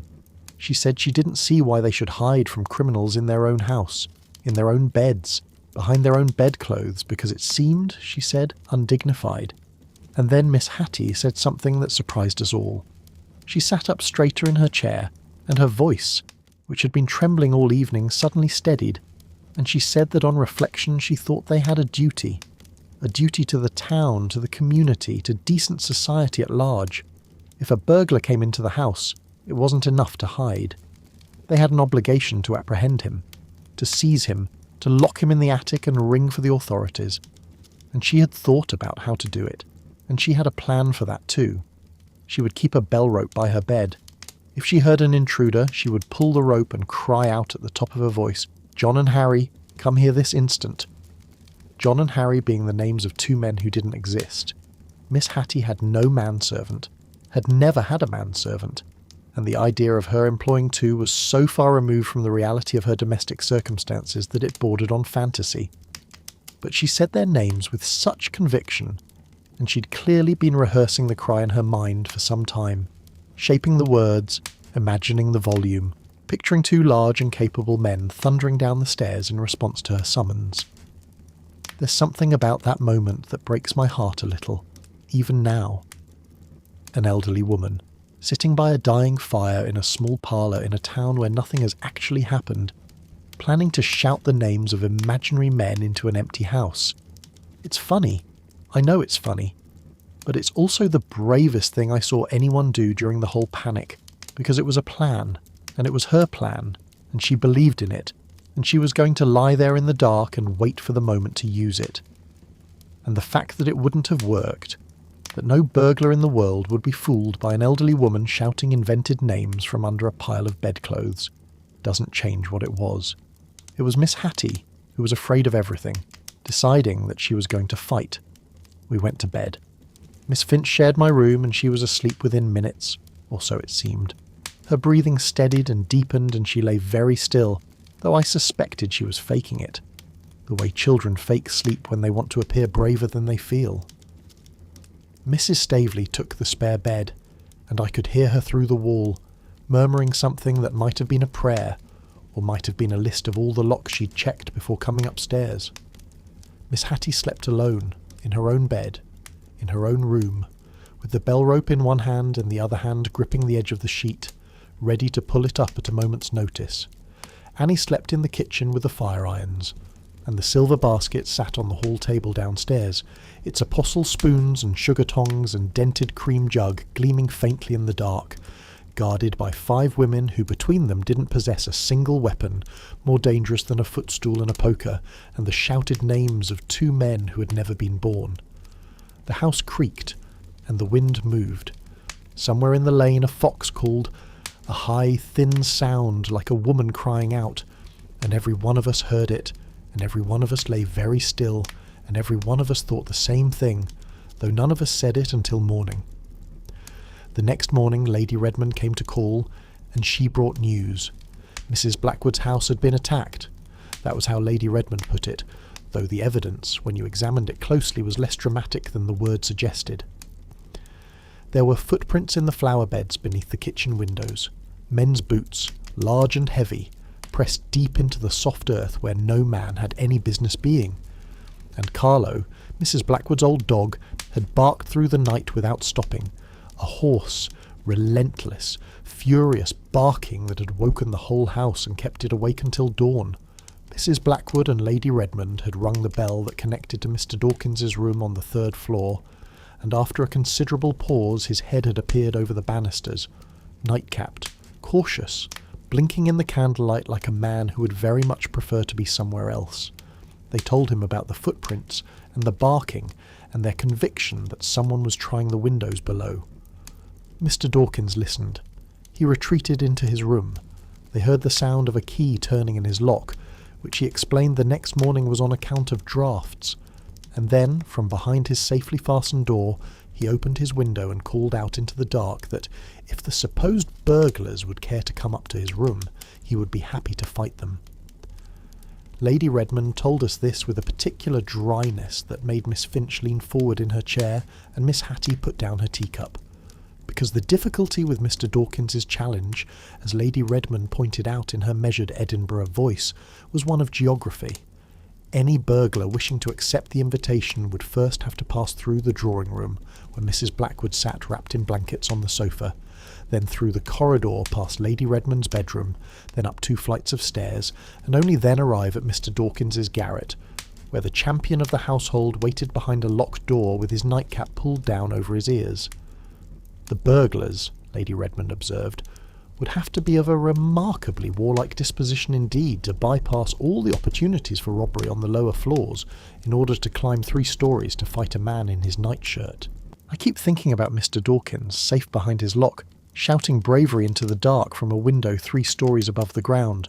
It's the kind of courage that costs nothing, the courage of distance, of altitude, of a door that bolts from the inside, and the 2 women downstairs sitting in the drawing-room in the dark listening to him shout must have known exactly what his courage was worth, and they didn't say a word about it until Lady Redmond came to us the next day and told it as a story, calmly, precisely, with the faintest lift of an eyebrow that said everything her words didn't. And then Carlo died. I won't dwell on this, because it isn't the kind of thing that belongs in a story meant to carry you towards sleep. But it happened, and it mattered, because Carlo had been the closest thing to a guardian that Mrs. Blackwood's household possessed, and now he was gone. Some people said the gang had done it, had reached him somehow silently through the garden fence, and no one could quite explain how, but the implication hung in the air like smoke. Others said it was simply age, and too many rich suppers, and not enough walking, and they said it with the firm reasonableness of people who would rather believe in a natural death than in the idea that someone in the darkness had the power to silence a dog without anyone hearing. Whatever the cause, the old dog who'd barked all night to warn the house was found still and quiet the next morning, and Mrs. Blackwood, who had not shown much emotion about anything since her husband's death, wept over him openly and without embarrassment, which was, in Wenbury, a very unusual thing. The town felt Carlo's absence more than anyone expected. He'd been a fixture, grumpy, overfed, inclined to snap at anyone who came near Mrs. Blackwood's gate. But he'd been there, and his bark had been the one sound in Wenbury that carried real authority, because it was the one sound that didn't care about manners or propriety, or whether it was the right time to make a noise. He'd barked at postmen and children and the wind in the trees and cats on the wall, and he'd barked at the darkness, and maybe that was the thing that mattered, that there had been a voice in the night, even if it was only a dog's voice saying, "I am here." Now the nights were quieter, and nobody wanted the quiet. Mrs. Blackwood left for Cheltenham. Mr. Dawkins packed the trunks and escorted her to the coach, and whether it was grief for Carlo or fear of the gang, or simply Mr. Dawkins' suggestion that the responsibility of defending so many women was more than he could reasonably be expected to bear, she was gone within a week. Lady Redmond stayed behind to mind the house, and she made a very comfortable guardian, calm, practical, entirely unbothered by anything that didn't announce itself with evidence. and the house in Wenbury continued without its mistress and without its dog and without, as far as anyone could tell, any further disturbances in the flower beds. Meanwhile, Miss Finch was refining her story. The two men she'd seen on the afternoon of her flight had been growing steadily, in both size and menace, with every retelling. One of them, who had originally been tall, was now enormous, a looming dark-haired figure with lank hair falling over his forehead like curtains, getting taller and more sinister with each audience. The other, who had started out merely short and broad, had acquired a hump on one shoulder and a squint in one eye, and hair of a colour that deepened from red to a vivid, startling orange with every passing week. And the Irish woman, the beggar, the candle thief, had developed a beard and a stride and a voice so deep that Miss Finch was almost certain she was a man in disguise, sent to spy out the houses of Wenbury under cover of selling pins. Miss Finch told this version of events to everyone she met, and each time she told it a new detail appeared, as naturally and as inevitably as a bud appears on a branch in spring. She didn't know she was doing it. She'd have been genuinely offended if anyone had suggested she was embellishing, because in her own mind every detail was a recovered memory, a thing she'd always known, but had only now recalled, and the picture grew sharper and more vivid and more terrifying with each telling because she was simply, she would have said, remembering more clearly. That's how fear works. It doesn't just remember, it builds, and it fills in the gaps with whatever frightens you most, and by the time it's finished the two men on the lane have become monsters, and the woman with the pins has become a spy, and the whole ordinary afternoon has become the opening scene of a catastrophe that you barely survived. And Mr. Hewitt, the surgeon, had been robbed. Or had he? Miss Finch went to have a tooth examined, a convenient excuse for an interrogation, and came back bristling with indignation. Mr. Hewitt denied the whole thing. He said he'd heard an exaggerated account of a petty theft from his yard, and the thing that had been taken was a neck of mutton from the meat safe, and he believed the cat had done it. Miss Finch was outraged. She said men were all the same, too proud to admit they'd been bested, too vain to confess that they'd been caught off guard on their own doorstep. She said the neck of mutton was a cover story, and the cat was a fiction, and the real robbery had been the work of her two men, the giant and the hunchback, who had tried her house first and then, finding it defended, had moved on to easier prey. It was around this time that Miss Hattie told me about the ball. She said it quietly, almost shyly, the way you'd confess to a small and private superstition. She'd asked Annie to fetch her a small ball for a penny, the kind children play with, small and light and perfectly round, and every night, before getting into bed, she rolled it across the floor and underneath. If it came out the other side, the space beneath the bed was clear and she could sleep. If it didn't come out, someone was under there, and she would seize the bell rope and shout for John and Harry. She'd been afraid of this particular thing, she said, since she was a girl. The fear of a hand reaching out from under the bed and catching you by the ankle as you climbed in. When she was young, she'd taken a running leap from across the room, launching herself through the air so that both feet left the ground at once, and no ankle was ever within reach of whatever might be hiding below. Miss Augusta had disapproved. Miss Augusta had said it was ungraceful. Miss Augusta got into bed with dignity, one foot and then the other, like a lady, and she expected her sister to do the same. So Miss Hattie had given up the leap. But she'd never given up the fear, and now, with the gang abroad and the walls apparently no longer solid and poor Carlo gone, and the nights getting darker and longer, the fear had come back with a force that no amount of dignity could hold off. And so she'd invented the ball. A one-penny ball, the cheapest and simplest object in the world, rolled across a dark floor by a trembling hand each night before bed. It was her own invention, her own solution, her own quiet act of engineering, and she was proud of it. You could hear the pride in her voice when she described it. The same pride that a general might take in a fortification or an architect in a bridge. It wouldn't stop a burglar, it wouldn't stop anything. But it told her every night that the space under her bed was empty, and that was enough, and she could pull up the covers and close her eyes and wait for morning. I think about that ball sometimes. This tiny, round, utterly useless object that cost 1 penny and meant the difference between Miss Hattie sleeping and Miss Hattie lying awake all night, rigid with terror, listening for breathing underneath her. It's the smallest possible weapon against the largest possible fear, and there's something about the mismatch that feels like a kind of poetry. A penny ball against the darkness, a penny ball against everything she couldn't see and couldn't control and couldn't explain. And every night it rolled across the floor, and every night it came out the other side, and every night Miss Hattie breathed out and lay down and closed her eyes, and the ball had done its work, and it hadn't cost her anything except a penny and the admission that she was afraid. I heard about Mrs. Staveley's defence from Lady Redmond, who'd walked over to Elm Row for tea and come back looking amused in a way that Lady Redmond rarely looked. Mrs. Staveley had borrowed a boy, a lad from one of the cottages near the edge of town, 12 or 13 years old, sturdy and cheerful and perpetually hungry. She'd promised his parents a generous supply of coal come winter, and a good hot meal for the boy each evening in exchange for his services as night watchman. She'd given him the late Major Staveley's sword, a proper military sabre, heavy and old and polished to a dull gleam, and instructed him to keep it behind his pillow with the blade facing outward, and if he heard any noise in the night he was to leap up and charge at it, sword drawn without delay. The boy, according to Lady Redmond, had taken to his role with enthusiasm. He'd examined the sword with the careful proprietary interest of a boy who's been given something that belongs to the adult world, and then he'd spotted the Major's old cocked hat hanging on a peg in the passage, and he'd asked Mrs. Staveley whether he could have that too. If he could wear the hat, he said, he was sure he could see off a pair of Englishmen, or twice that many Frenchmen, without breaking a sweat. Mrs. Staveley had told him the hat was not part of the arrangement, and that he was to concentrate on the sword and leave the hat alone, and that under no circumstances was he to waste time dressing up if he heard a noise. He was to go straight at the intruder, sword first, without stopping for accessories. Lady Redmond mentioned with the same quiet amusement that the boy was a very heavy sleeper.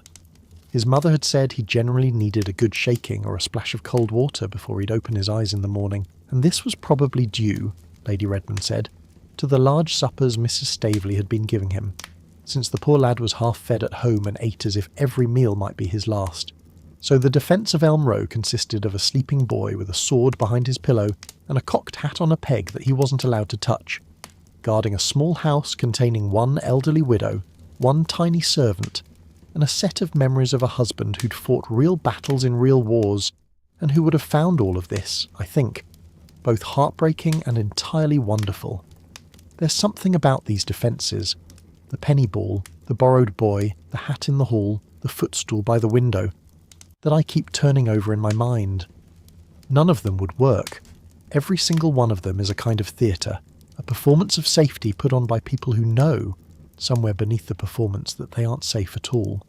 And yet the performances matter, because the alternative is to do nothing, and doing nothing means lying in the dark with your fear and no answer to it, and that's the one thing none of these women can bear. They'd rather roll a ball under the bed and pretend it proves something. They'd rather arm a boy with a dead man's sword and pretend he's a soldier. They'd rather hang a hat in a window and pretend a man lives behind it. Because the pretence, thin as it is all that stands between them and the admission that they are old and alone and frightened, and there is no one coming to help. And then, in the middle of all this, the penny balls and the borrowed swords and the hat on the hook and Carlo's quiet absence, and Miss Finch's ever-growing ogres, a letter arrived from Mrs. Staveley. She was inviting us all to tea, as she did every year on her wedding anniversary, a quiet evening of cards and elder wine in her tiny parlour at Elm Row. It would mean walking through 200 yards of dark, unlit lane after nightfall, the lane that separated Elm Row from the rest of Wenbury, the lane that had no lamps and no houses and no sound but the wind in the hedge and whatever else might be out there waiting.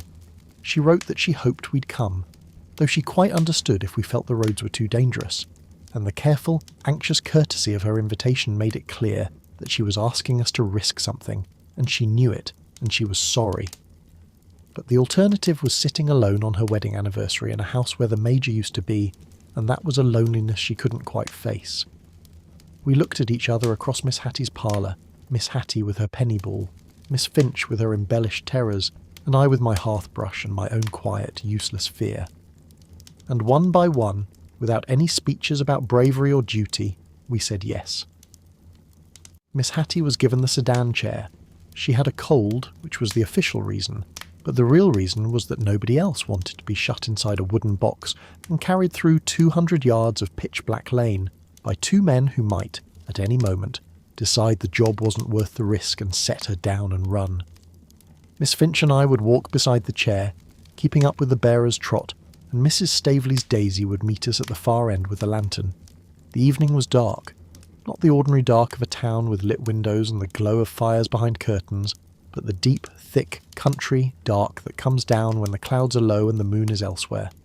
We could see the sedan chair waiting outside the door, its two bearers stamping their feet against the cold, their breath making small clouds in the lamplight. Miss Hattie stood in the hallway for a long moment before stepping out, and what she did next is one of the things from those weeks that I've never forgotten. She turned to the two bearers, two large, solid working men who carried heavy things for a living, and were not, I think, accustomed to being addressed with such earnestness by an elderly lady in a lavender cap, and she asked them, very quietly, very seriously, to promise her something. Whatever happened, she said, whatever they saw or heard in the lane, however frightened they might be, they must not set the chair down and leave her. They must not run.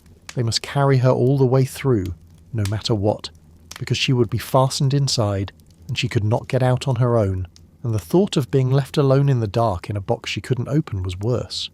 Worse, she said, with a tremble in her voice that made the words land like something heavy, than anything she could imagine. The men promised, and they were kind about it. Country men, used to old ladies, used to saying the right thing.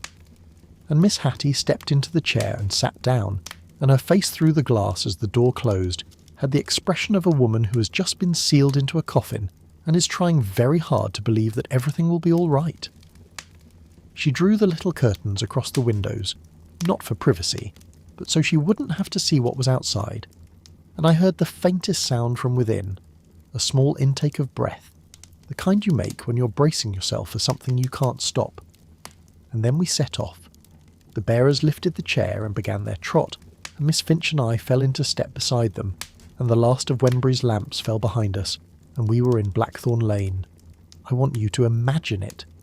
200 yards of lane, perhaps a little more, with hedgerows on both sides growing tall and wild, and no houses and no lamps and no sound except the bearers' boots on the mud, and our own breathing and the occasional rustle of something. A bird, a rabbit, the wind, moving in the hedge. The dark was absolute. I couldn't see Miss Finch beside me until she grabbed my arm, and then I couldn't see anything except the sense of her, the weight of her grip, the sound of her breath coming fast and sharp and close to my ear. The bearers were dark shapes ahead of us, the chair a darker shape between them, swaying slightly with each step, and inside the chair Miss Hattie was invisible and silent, a closed box moving through the dark like something being carried to a burial. Miss Finch held my arm with both hands.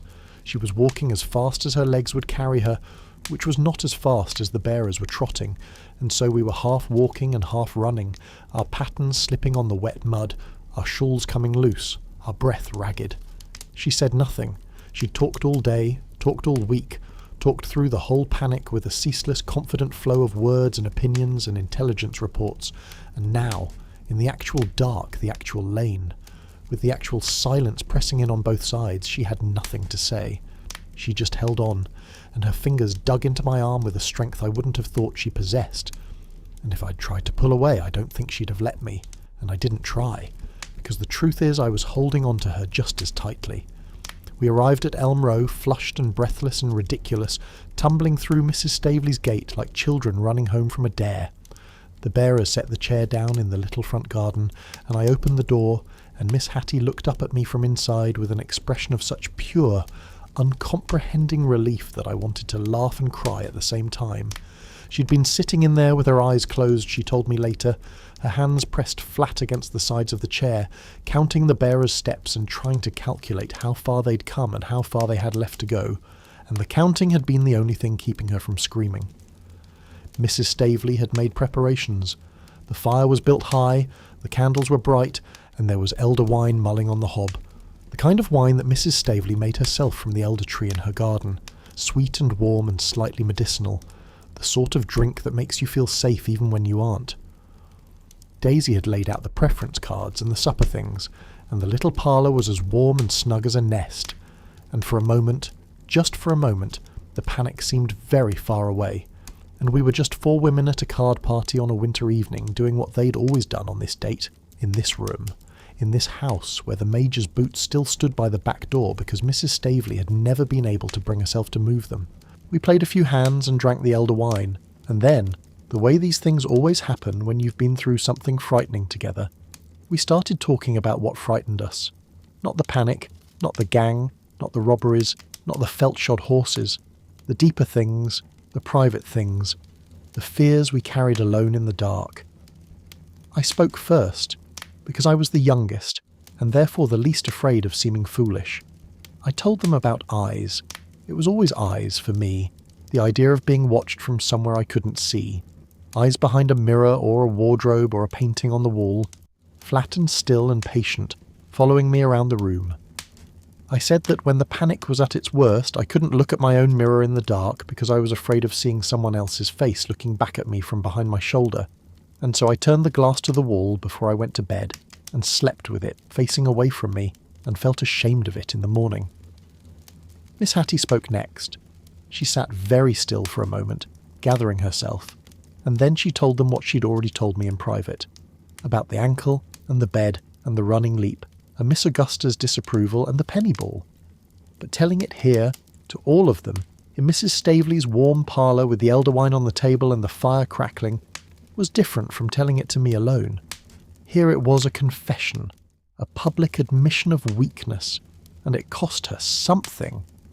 You could see it in her face, the small flush of embarrassment, the way her voice went quieter at the end, as if she were lowering it into something fragile. But we didn't laugh, and she knew we wouldn't, and when she'd finished, she looked around the room with an expression of tentative pride, the way a child looks up after showing you a drawing it isn't sure about. Then we all looked at Mrs. Staveley, and she stirred the fire. She trimmed a candle. She poured more elder wine. And then she spoke, in a voice barely above a whisper, the kind of whisper that's meant to carry weight. One single word. Ghosts. Miss Finch came down on her like a hammer. Indigestion, she said. Spectral illusions. Optical phenomena caused by undigested mutton and an overactive imagination. She'd read about it in books, and the science was quite clear, and Mrs. Staveley's ghosts were nothing more than the natural consequences of eating cheese too late in the evening. Mrs. Staveley listened to this with the quiet, stubborn patience of a woman who's been told she's wrong before and has no intention of agreeing. She said that ghosts were part of her faith, and that she, the daughter and widow of military men, knew perfectly well what she had reason to be afraid of and what she didn't, and she would thank Miss Finch to leave her religion alone. It was the warmest I'd ever seen her, this meek, gentle, enduring woman who apologised before she spoke and thanked you after, suddenly bright and firm and unyielding, because Miss Finch had touched the one thing Mrs. Staveley wouldn't give up, which was her right to believe in things she couldn't explain. And then Daisy came in with the supper tray, and what followed was extraordinary, because Daisy was Mrs. Staveley's little servant, a girl of perhaps 14, with round cheeks and an unsteady grip on the tray, and a way of staring at the floor that suggested she was more comfortable talking to her own shoes than to the ladies of Wenbury. But Mrs. Staveley turned to her and asked, quite gently, whether Daisy had ever seen anything in Blackthorn Lane, and Daisy, who had clearly been waiting for this question the way a witness waits for the right lawyer, looked up from her shoes and said that she had. A lady, she said, dressed entirely in white from collar to hem, and the lady had no head. Miss Finch asked sharply whether the lady's head had simply been turned away, or whether she'd been wearing a white hood, or whether the light had been poor. Daisy shook her own head with quiet conviction and said no. No head, no hood, no mistake. The lady had been sitting by the side of the lane, wringing her hands in the attitude of deep grief, and she'd had no head at all, and Daisy had seen her twice, and other people in the cottages had seen her too, and Mrs. Staveley looked at Miss Finch with the silent triumph of a woman who has just produced a witness for the defence.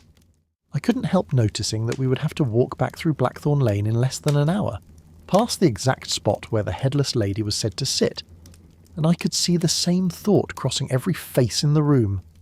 Miss Finch's jaw tightening, Miss Hattie's fingers going white around her teacup, Mrs. Staveley serene in the knowledge that the terrors of Blackthorn Lane were waiting for us and not for her since she was already home. We put on our cloaks in silence. Nobody spoke, and the cheerful bustle of an evening's end, the gathering of shawls, the tying of bonnets, the thanking the hostess and promising to call, was replaced by a slow, funeral quiet, as if we were dressing for something solemn. Even Miss Finch, who'd spent the last 20 minutes explaining the scientific basis of spectral illusions, tied her bonnet strings without a word, and I noticed that her hands were shaking. Miss Hattie climbed back into the sedan chair. She drew the curtains again, tighter this time, pulling them across every inch of glass until not a sliver of the lane could reach her eyes. And the bearers, who were in fine spirits, whether because they were glad the evening was nearly over or because they were heading downhill, lifted the chair and set off at a pace that was less a trot and more a canter, jolting down the lane with Miss Finch and me scrambling behind them in the mud. Miss Finch grabbed my arm. She didn't look at me but looked straight ahead, into the darkness that swallowed the lane a few feet in front of us, and she said in a voice stripped of every trace of her usual composure, just 4 words. "Don't leave me, please." This from the woman who'd said she'd welcome a burglar, the woman who'd hung a hat in her hall and carried her silver through the streets, and lectured us on sleight of hand from the back of old letters, the woman who told us, not 4 hours ago, that ghosts were a matter of indigestion and poor lighting. Here she was, clutching my arm with both hands, her bonnet knocked sideways by a branch, her pattern sliding in the mud, begging me not to leave her in a lane where a headless woman might or might not be sitting by the hedge wringing her absent hands.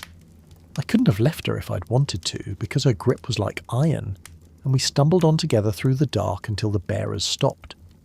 We were at the place where Ashfield Causeway branched off from Blackthorn Lane, a fork in the road, with the causeway leading left through soft, thick mud, and the lane continuing straight ahead into the deepest part of the dark. Miss Finch let go of my arm and seized one of the bearers by the sleeve. "Could you not," she said, with the trembling dignity of a woman who is trying very hard to sound reasonable, while being absolutely terrified, "could you not carry Miss Hattie along Ashfield Causeway instead? The road through Blackthorn Lane is terribly rough, and it can't be good for her." And from inside the sedan chair came a muffled voice, small and high and shaking, barely audible through the curtains and the wood.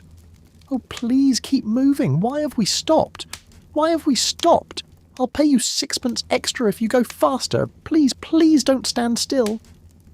Miss Finch straightened herself.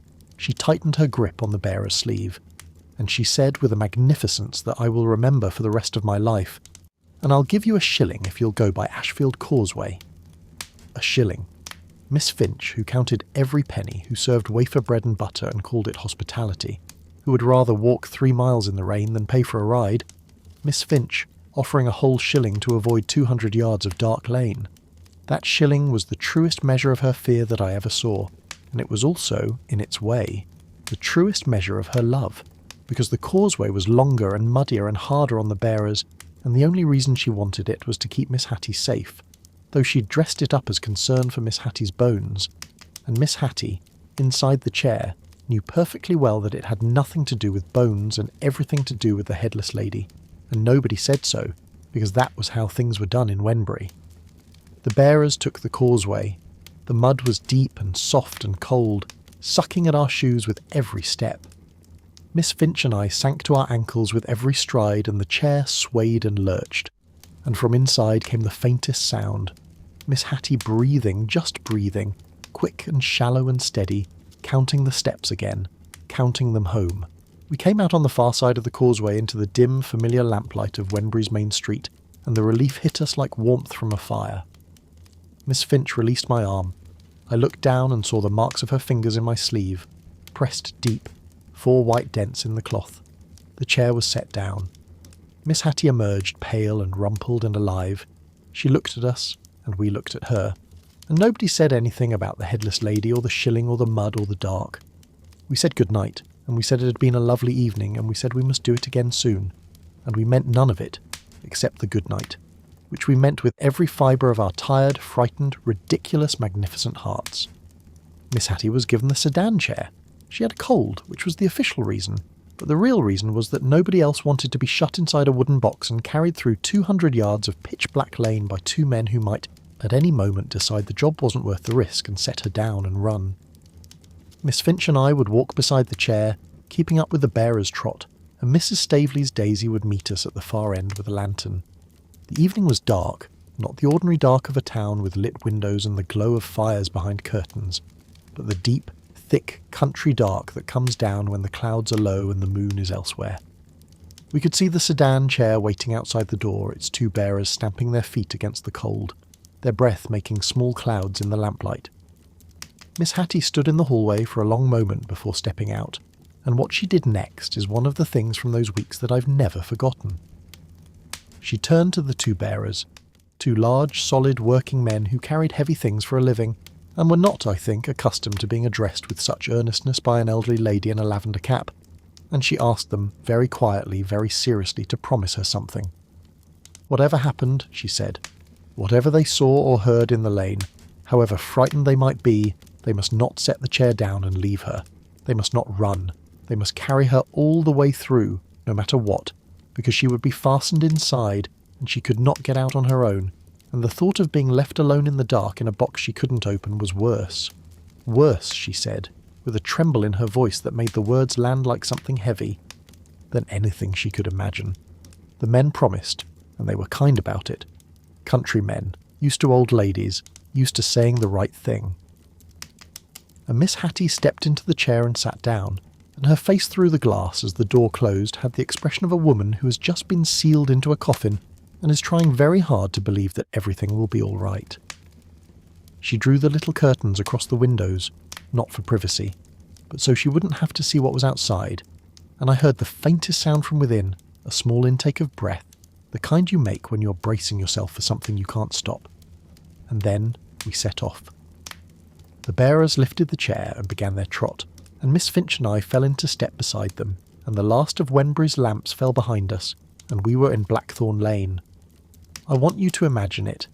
200 yards of lane, perhaps a little more, with hedgerows on both sides growing tall and wild, and no houses and no lamps and no sound except the bearers' boots on the mud, and our own breathing and the occasional rustle of something. A bird, a rabbit, the wind, moving in the hedge. The dark was absolute. I couldn't see Miss Finch beside me until she grabbed my arm, and then I couldn't see anything except the sense of her, the weight of her grip, the sound of her breath coming fast and sharp and close to my ear. The bearers were dark shapes ahead of us, the chair a darker shape between them, swaying slightly with each step, and inside the chair Miss Hattie was invisible and silent, a closed box moving through the dark like something being carried to a burial. Miss Finch held my arm with both hands. She was walking as fast as her legs would carry her, which was not as fast as the bearers were trotting, and so we were half walking and half running, our pattens slipping on the wet mud, our shawls coming loose, our breath ragged. She said nothing. She talked all day, talked all week, talked through the whole panic with a ceaseless, confident flow of words and opinions and intelligence reports, and now, in the actual dark, the actual lane, with the actual silence pressing in on both sides, she had nothing to say.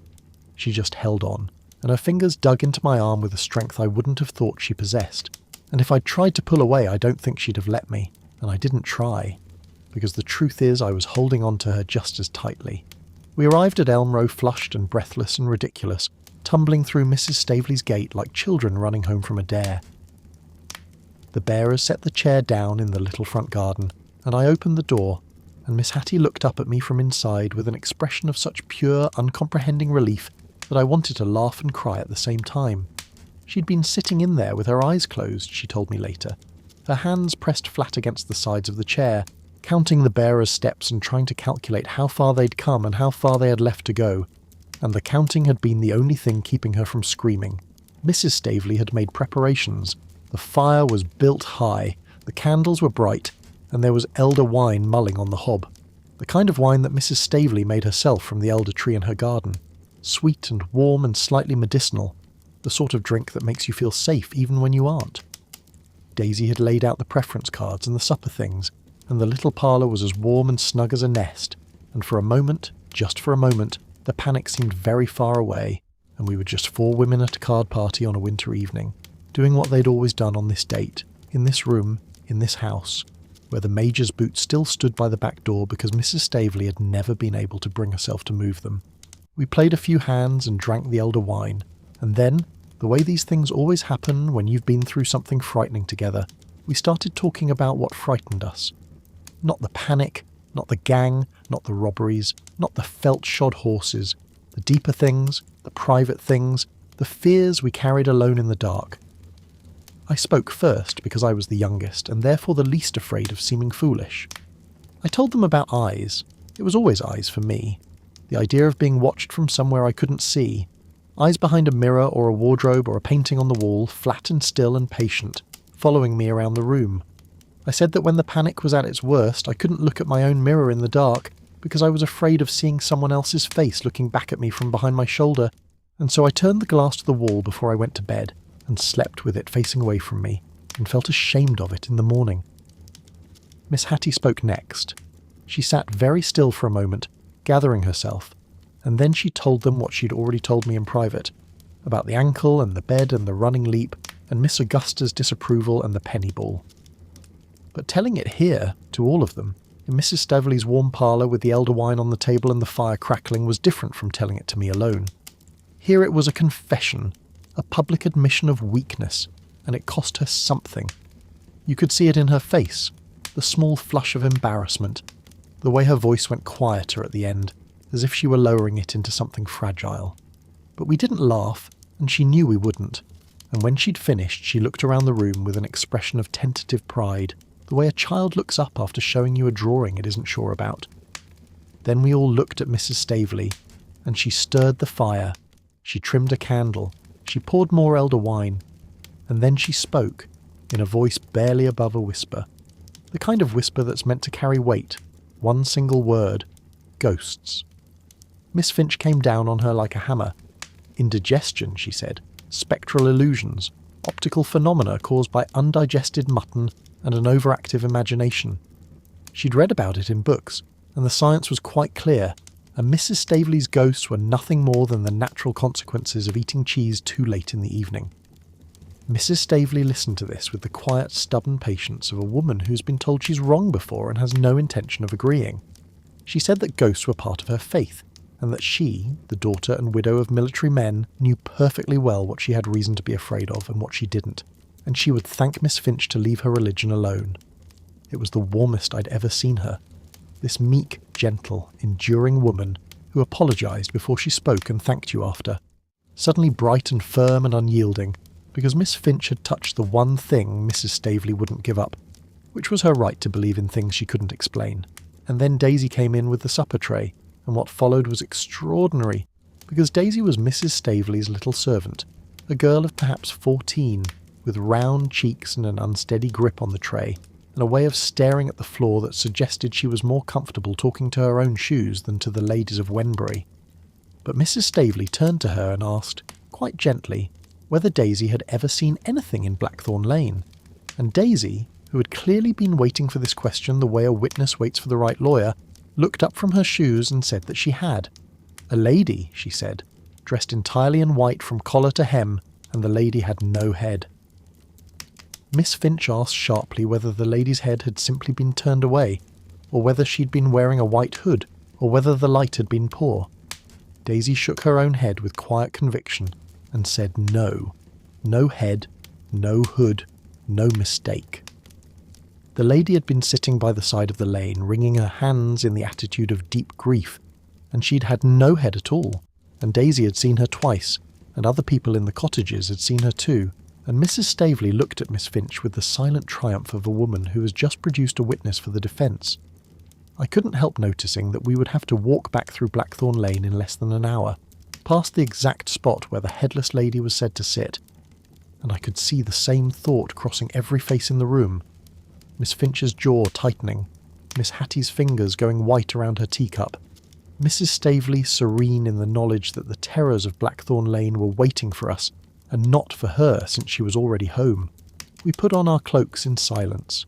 Nobody spoke, and the cheerful bustle of an evening's end, the gathering of shawls, the tying of bonnets, the thanking the hostess and promising to call, was replaced by a slow funeral quiet, as if we were dressing for something solemn. Even Miss Finch, who'd spent the last 20 minutes explaining the scientific basis of spectral illusions, tied her bonnet strings without a word, and I noticed that her hands were shaking. Miss Hattie climbed back into the sedan chair. She drew the curtains again, tighter this time, pulling them across every inch of glass until not a sliver of the lane could reach her eyes. And the bearers, who were in fine spirits, whether because they were glad the evening was nearly over or because they were heading downhill, lifted the chair and set off at a pace that was less a trot and more a canter, jolting down the lane with Miss Finch and me scrambling behind them in the mud. Miss Finch grabbed my arm. She didn't look at me, but looked straight ahead, into the darkness that swallowed the lane a few feet in front of us, and she said, in a voice stripped of every trace of her usual composure, just 4 words. "Don't leave me, please." This from the woman who'd said she'd welcome a burglar, the woman who'd hung a hat in her hall and carried her silver through the streets and lectured us on sleight of hand from the back of old letters, the woman who'd told us, not 4 hours ago, that ghosts were a matter of indigestion and poor lighting. Here she was, clutching my arm with both hands, her bonnet knocked sideways by a branch, her pattens sliding in the mud, begging me not to leave her in a lane where a headless woman might or might not be sitting by the hedge wringing her absent hands. I couldn't have left her if I'd wanted to, because her grip was like iron, and we stumbled on together through the dark until the bearers stopped.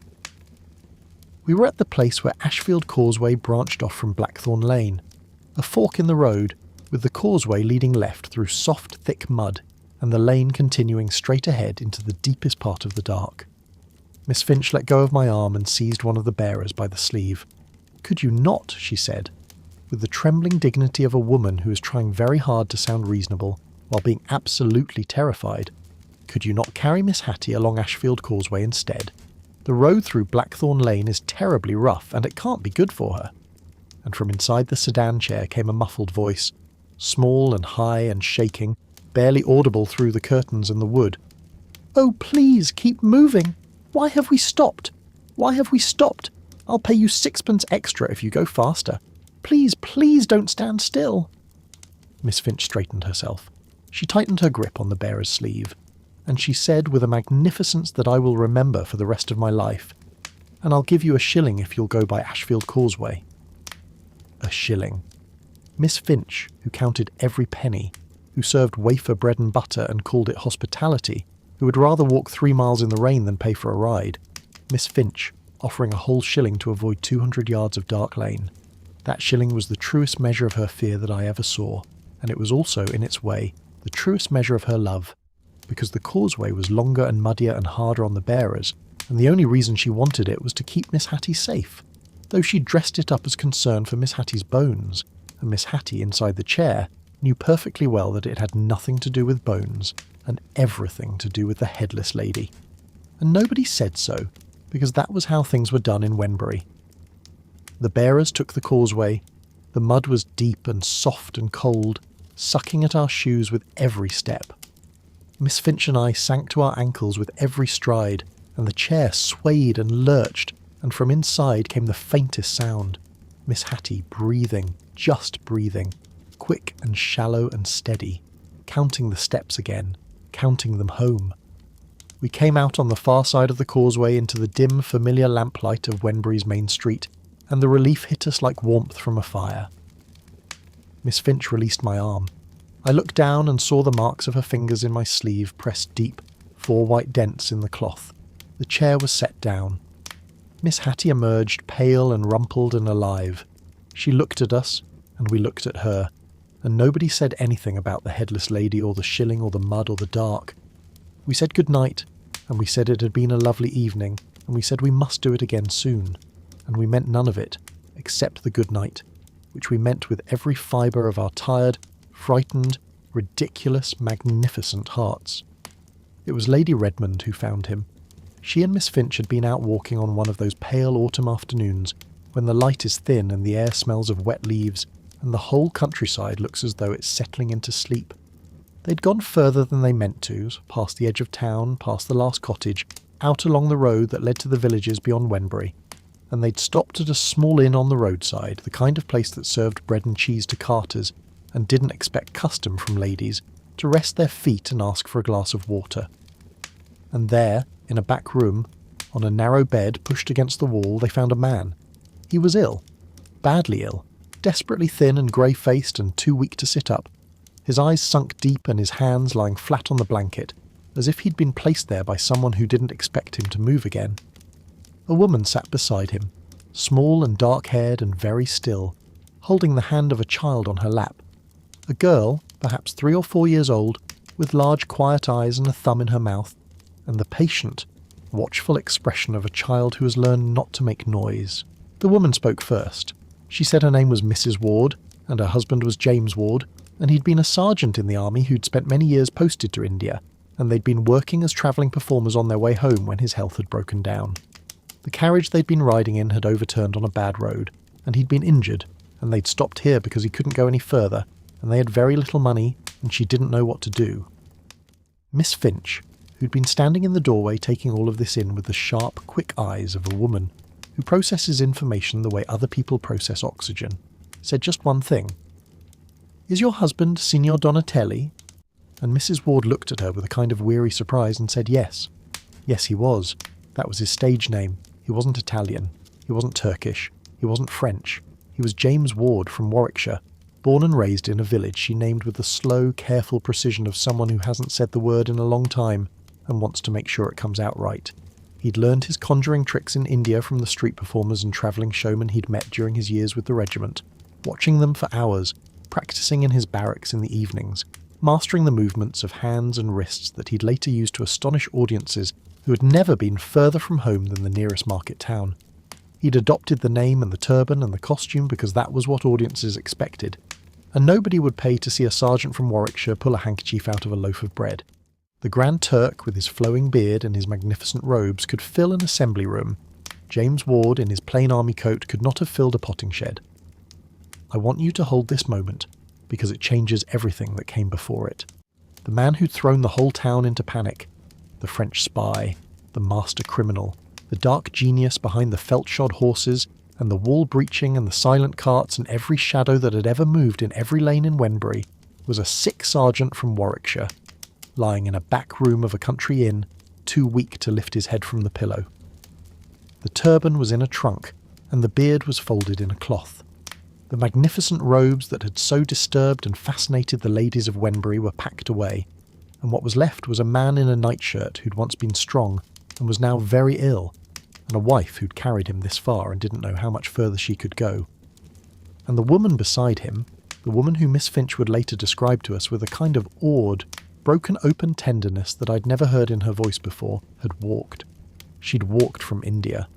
Not all the way, not the whole distance on foot, but the greater part of it, carrying the child, begging passage on boats and carts and wagons when she could, walking when she couldn't, through heat and dust and strange countries and languages she didn't understand, to bring her husband home. She'd been a soldier's wife in India, living among the regiment, and when James Ward had been discharged and had taken up conjuring as a way to earn their passage back to England, she'd followed him from town to town, setting up the screens, preparing the costumes, managing the bookings, and caring for little Lucy, who was all they had. They'd lost a great deal in India, years of their lives, their health, the comforts that people at home took for granted. Mrs. Ward didn't elaborate on what those years had cost them, and nobody pressed her. What she said, quietly, while her husband slept, and the child sat on her lap and the afternoon light came grey and thin through the window, was that they were trying to get home, and they'd nearly made it, and then the carriage had overturned, and now they were here, and she was very tired. Lady Redmond and Miss Finch came back to Wenbury with the news, and what happened next was the thing that made me understand, finally and completely, what this town was made of, because the panic stopped. Not slowly, not gradually, not by degrees. It stopped, the way a clock stops, all at once, with a click that you can hear. One moment these women were afraid of everything, of the dark, of the lane, of the walls, of the man in the turban who'd made a handkerchief disappear, and the next moment they weren't afraid of anything, because there was something to do, and doing something was the one cure for fear that actually worked. Miss Finch went out to find lodgings. She walked through the streets of Wenbury, the same streets she'd run through with her silver basket, the same streets where the giant and the hunchback and the bearded Irish woman lurked in her imagination, and she walked without fear and without hurry, because she had a purpose now, and purpose was better than a poker and a hearth-brush and a hat on a hook, and all the penny balls in the world. She found a set of rooms above a shop, clean and warm and cheap, and she arranged the terms and she paid the first week from her own purse, and she did it with the brisk, capable efficiency of a woman who has finally been given a job worthy of her talents. Miss Hattie sent the sedan chair, the same sedan chair that had carried her through Blackthorn Lane in a state of rigid, silent, curtain-drawn terror.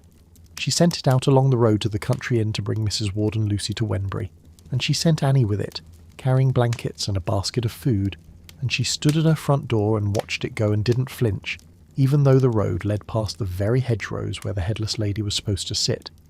Mrs. Staveley made her bread jelly. This was, by all accounts, the most precious thing Mrs. Staveley possessed. Not the jelly itself, which was a simple, old-fashioned invalid food made from bread boiled and strained until it was clear and light and easy to swallow, but the recipe, which had been given to her by the Major's mother and which she guarded with a fierce, private tenderness, as if it were a family heirloom rather than a set of instructions for boiling bread. She'd never made it for anyone outside her own household. She made it now, in her tiny kitchen, with Daisy heating the water, and the boy who was supposed to be guarding the house with a sword standing in the doorway watching with the frank curiosity of someone who's never seen bread turned into something you could drink. She sent it in a covered dish, still warm, with a note that said nothing about the recipe and everything about the fact that Mrs. Staveley, who couldn't afford to give much, had given the best thing she had. Lady Redmond went through Mrs. Blackwood's house, the house she'd been left to guard, the house with the empty flower beds and the absent dog and the locked garret where Mr. Dawkins had shouted his bravery into the dark. And she found medicine cups and feeding spoons and a small bottle of something restorative that Mrs. Blackwood had been prescribed after one of her own illnesses, and she sent them all to the rooms above the shop where James Ward lay on a bed that was warmer and cleaner than the one they'd found him in. His wife sat beside him, her hands quiet in her lap for the first time in what must have been months, and little Lucy sat on the floor with a biscuit that Annie had given her, turning it over in her small hands with the careful, wondering attention of a child who isn't used to being given things. And within a day, a single day, the whole apparatus of Wenbury's compassion closed around them like a hand closing gently around something small and hurt. Women who'd been afraid to walk to the shops now walked across town carrying soup. Women who'd lain awake at night listening for burglars now sat up late sewing clothes for a child they'd never met. The sedan chair went back and forth between Miss Hattie's house and the rooms above the shop, ferrying things that were needed: a blanket, a cushion, a cup of broth, a book of pictures for Lucy. And the bearers, the same men who trotted through Blackthorn Lane while Miss Hattie counted their steps in the dark, carried these gifts without being asked, and without expecting to be paid, though Miss Hattie paid them anyway, because it was the right thing to do. You know what stays with me? The speed of it. How fast they turned. These women who'd spent weeks paralysed by fear, who'd armed themselves with pokers and fire irons and penny balls and borrowed swords, who'd told each other horror stories and bolted into back kitchens and run through muddy lanes clutching each other's arms. The moment they discovered that the thing they'd been afraid of was actually a man who needed help, they stopped being afraid and started being useful. And they were magnificent at it. They were better at helping than they'd ever been at defending, because helping was something they understood. The visiting, the provisions, the brisk arrangement of practical details, the quiet generosity that disguised itself as duty. This was what they were built for. This was what all those years of elegant economy and calling hours and wafer bread and butter had been training them to do, to organise, to manage, to care, without ever raising their voices or admitting that they were doing anything remarkable. Miss Finch walked home that evening without looking over her shoulder once. When I asked her whether she wasn't worried about the lane, she said, and I could see her trying to decide whether to make a joke of it or admit the truth.